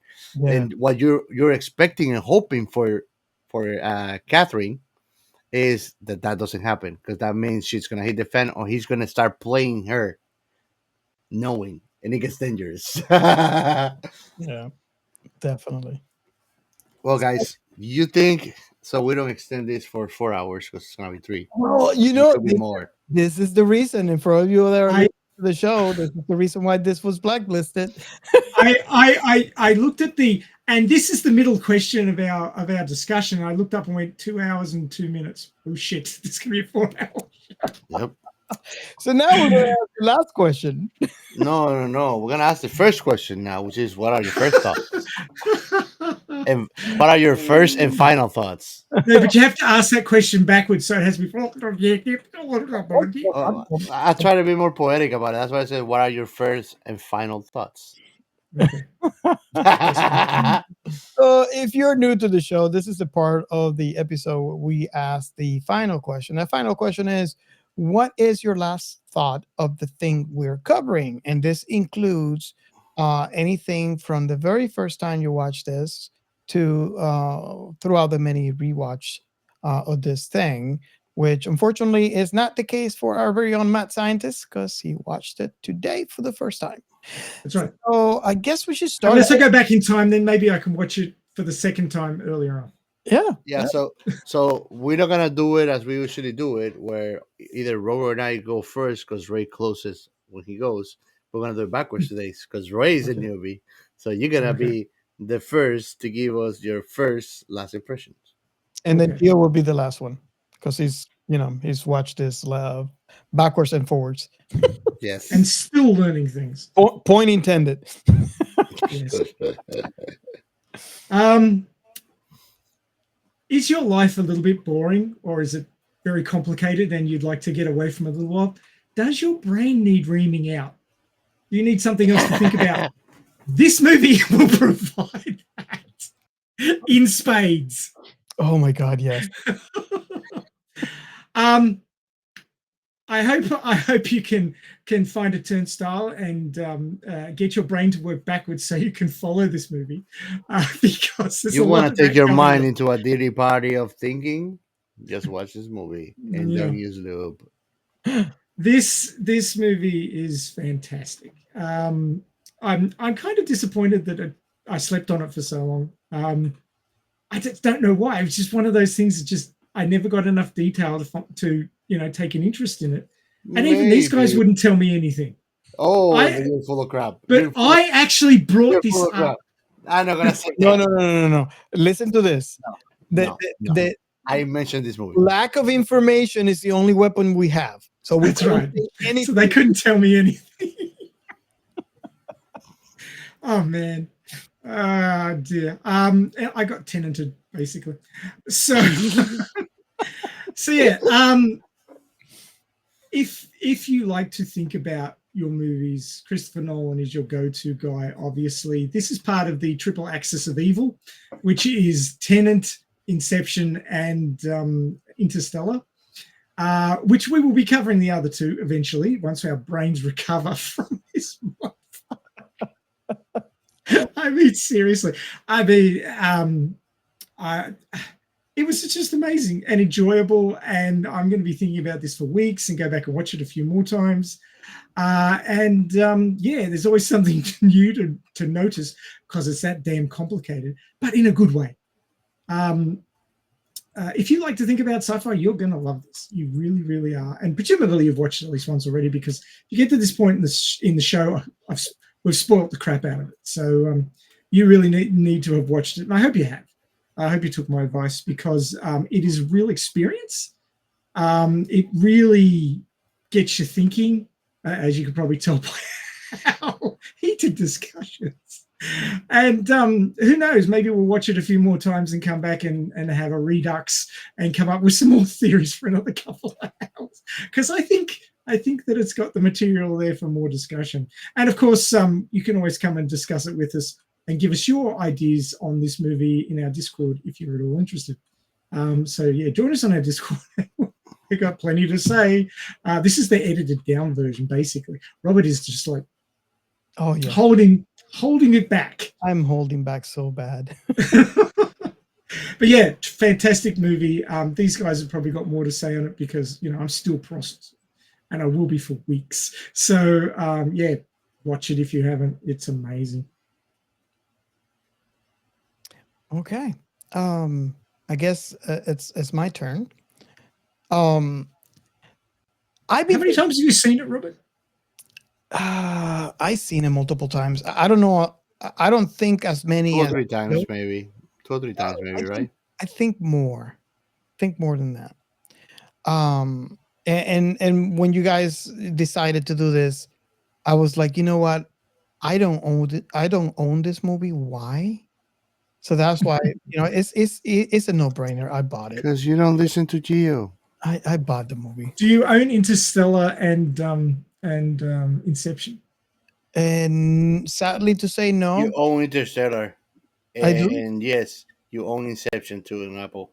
Oh yeah, I did buy it a long time. I don't know why I didn't buy this one. The problem is that you have Apple and Voodoo, so you might get confusing if you have it in one or if you even have it in both, because it happens. Well, Voodoo is now called Fandango. So because I have like 500 plus movies that I bought there, so it's kind of confusing to see where I bought it from and where it's at. It is most likely that I would buy something that I already have because I didn't check on the other place. So yeah, this was a no-brainer. I just bought it. And I've been thinking about this. Like, we usually kind of described the kind of people that would watch this film. And I'm thinking, if you're not the kind of person who likes to think, because and I'm not saying that's bad. I mean, there's a lot of movies that I really enjoy just sitting down there and watching and enjoying the film, not having to think, right? Especially after a hard day at work, you want to just relax. I'm thinking, and I don't know if you guys agree with this, but I don't think this is it. Mm-hmm. If you like, this is not a popcorn movie. Yeah. Let me put it this way: there's people that I know that they didn't like Inception, and that's totally fine. They found it confusing. Yeah, I get it. This is confusing. But the way I'm gonna put it for you is, if you like Inception and you thought it was very stimulating, this is the same thing on steroids. Oh my God. I figured that anybody that is still listening to us after our crazy discussions of the last couple of hours, they're thinkers. I think only the thinkers would stick with us. Yeah. So I just wanted to say that because we normally mention that. This is a movie for thinkers. This is a movie for overthinkers. This is a movie. Could you say you both are writers? Could you say that just like there's music for musicians, to me this is movie for writers or for filmmakers? Yeah. Because the writing on it, it's very intricate and really very, very, very deep. Filmmakers don't always write the story. They often take a story and adapt it. So, but that Tenet was made out of a book? No. I guess I think, and correct me if I'm wrong, Ray, but I think I understand you. I think this is a case for both, right? I think this is a case for great writing and great filmmaking, because you can have a great story in a horrible movie. Oh yeah. Yes, I've seen it many times. So this is a case for both. It's a great story. Last Airbender, anyone? Time Traveler, anyone? So yes, I really enjoy. This is one of those films that I can't really pick a favorite scene. And the film, like I said earlier, if I have to pick one major thing that you could take away from it, is you want to go in there being ready to experience and being placed in a different perspective. And I think this is something that humans as a whole need to practice more. But this film your mindset would have to go into that, because they're going to throw you into so many different perspectives, and if you're not ready for it, although the movie is already confusing as it is, it's going to confuse you even more. You have to be able to place yourself in a different perspective to understand some of the scenes, and in complete different perspective to understand the other scenes. So that is my long way of explaining that this is a movie for overthinkers, this is a movie for thinkers, and this is a movie definitely for sci-fi fans as a whole. It's a great film. Just make sure that you have time to sit and dedicate time to it. I believe this is not the film that you can miss a scene. Um, I think missing a scene might make you miss something on the story, because everything, and this is one of the great things about the writing, and this thing is everything within this film kind of falls into place with each other, kind of like making a chain of reactions. And missing a scene, it's not going to break the movie. It's just going to confuse you more. Uh, The progression of the plot is like building blocks that you need to revisit in order to make sense of what comes next in the movie as it progresses. That's how the movie or the plot develops, actually, which is very, very yeah, abstract when you think It's about like a it. roller coaster. Don't look away. Yeah. exactly. And another thing that I can say about this film is it's not a film made to watch once. No. And once you rewatch this, you'll understand what I'm talking about. And I know that Ray here, he's only watched it once. He has a sense of what I'm talking about. Yes. Um, but yeah, let's have this conversation on our Discord after you have a second or third rewatch of this film, and let me know what you guys think. Because at least I can speak for me and Gio on this film. The more that we watched, the more that we picked up. I mean, what greater example than Gio realizing today that there was no name for the protagonist other than protagonist, and he's watched this film more than I did.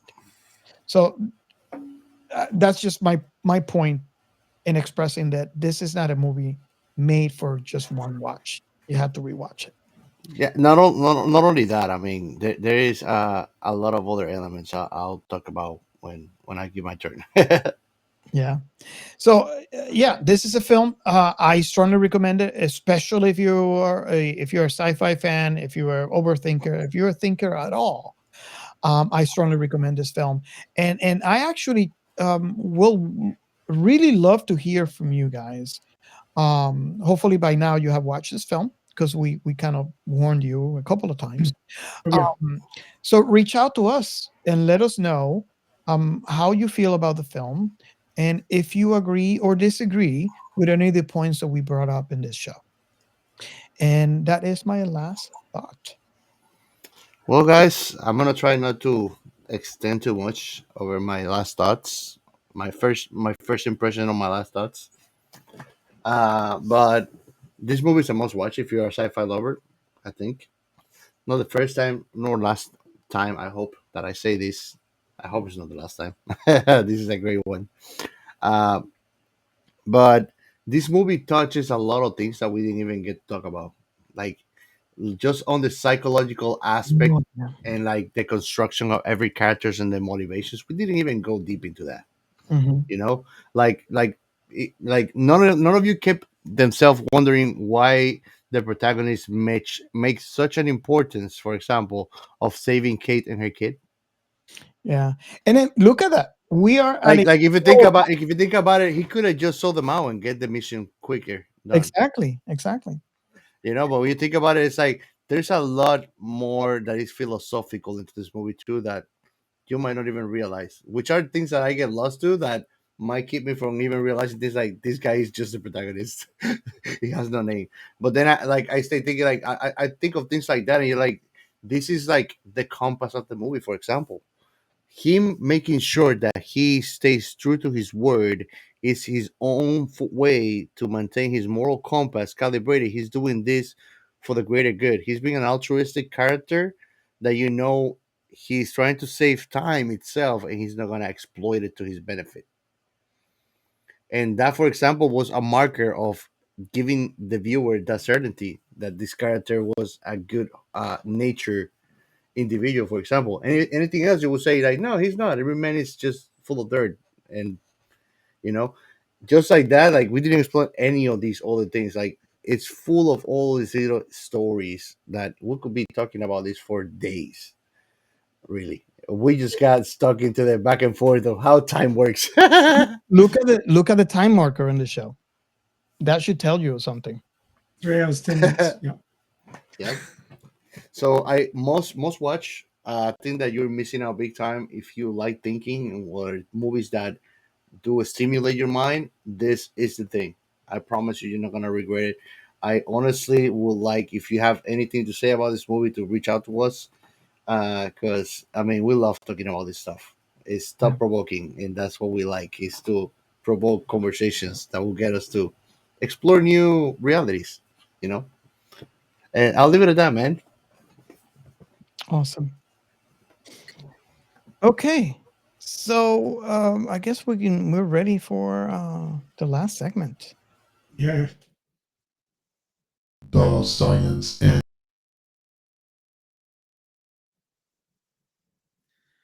I got practically nothing. I mean, this movie isn't very old, and reversing entropy is not a thing we can do. It's all. The problem is that you don't have anything because you're gonna give this to all of us at the beginning of the show, so don't worry.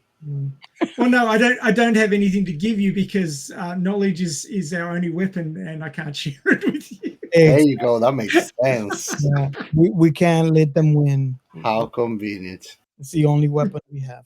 That's right. I thought I'd just run through a few definitions. So entropy. It's mentioned, reversing entropy. What does entropy actually mean? So in physics, it's a thermodynamic quality representing the unavailability of a system's thermal energy for conversion into mechanical work, often interpreted as a degree of disorder or randomness in a system. And the second definition, which is not related to physics, is a lack of order or predictability, gradual decline into disorder. So the second law of thermodynamics states that entropy always increases with time. So the universe is going from highly ordered to greatly disordered. And, it's talking about the heat death of the universe. So, everything is burning up, slowing down, scattering. We know that the universe is expanding, so that's entropy at work. And eventually there will be nobody, nothing, no heat, no movement. Everything will be still, and there'll be complete disorder. That is one theory about how the universe will end. And I realize that's getting way off the topic of the movie, but entropy is one of those concepts that it's easy to talk about, but it's very hard to actually show examples of in everyday living. So you can say that talking about entropy is like we pretend we're dogs and start chasing our own tails. Not exactly. I suppose you could talk about it. The only other thing that I could scrape together, because this is a far out movie. So is there anything we think might actually travel backwards in time? So there's a hypothetical superluminal particle called a tachyon. We can't actually show it. We can't present an example like this is a tachyon. But it's a hypothetical particle that is believed to exist based on theorems and calculations. And it has a space-like trajectory and thus can appear to move backwards in time according to an observer in a conventional reference frame. Now, conventional reference frame is very important in this movie because that's the red guys, the guys moving forward. And if you're looking at this thing moving forward, it looks like it's moving backwards in time. But if you have a different reference frame, it might look like something completely different. So when you're getting down to particle physics, it gets really funky. Let's just put it Put it that way. Things get really funky. So, yeah, we can't show anything traveling backwards in time at this point, but there is some theories that it may be possible. That's it. That's all I got. It's like really short. I'm sorry, but time. No, that's quite all right.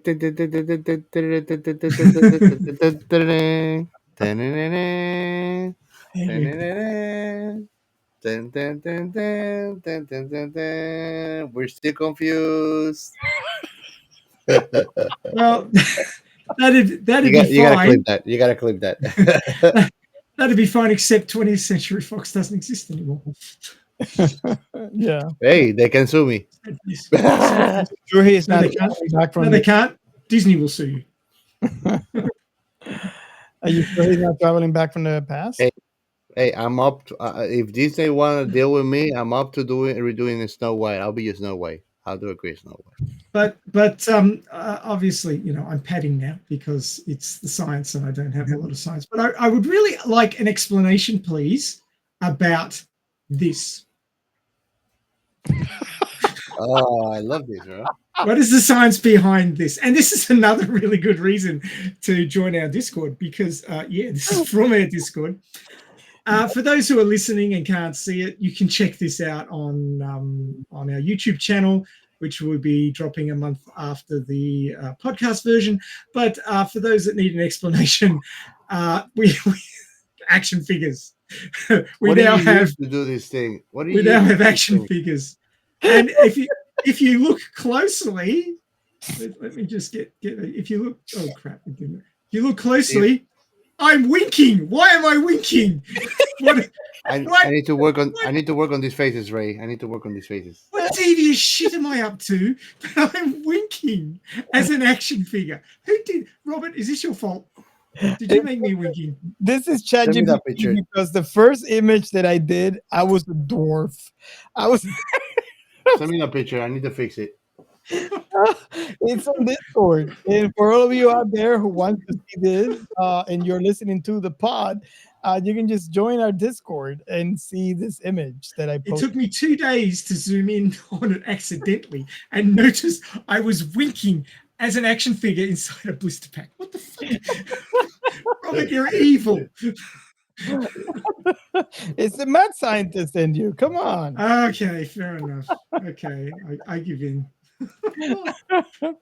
Oh, you got me totally. I thought that was so clever. I feel like I've been had quite badly on that one. But yeah, that's the sort of crazy shit that goes on in our Discord. So you can join us on our Discord. It's quite easy to do. You can click on you can scan the what are they called? Those things. QR codes. QR code. That's what they're called. You can scan the QR code that's on the screen right now if you're watching on YouTube. But if you're not watching on YouTube, have a check of our show notes, which is available where you've got the podcast. And there will be a Discord invite there. If you have Discord already, it's really easy. Just click on it and it will take you to our server. And all you have to do is set up which channels you want to be able to see regularly. And bida bang bang, you're in there and you can discuss anything you like there with us. We've got a channel for just about everything. So if you say, yes, I want to see everything, then you won't be short for places to discuss things. And of course, if we're lacking a channel that you would like a topic on to discuss, just let us know and we'll see about making that happen or direct you to a channel where that is covered if you missed it. So pretty easy to do. Just remember that Discord is one of those communities that you get out what you put in. So ask questions, start conversations, and we'll jump in and join you. And we'll have a rip-roaring old time talking about sci-fi. Should be all sorts of fun.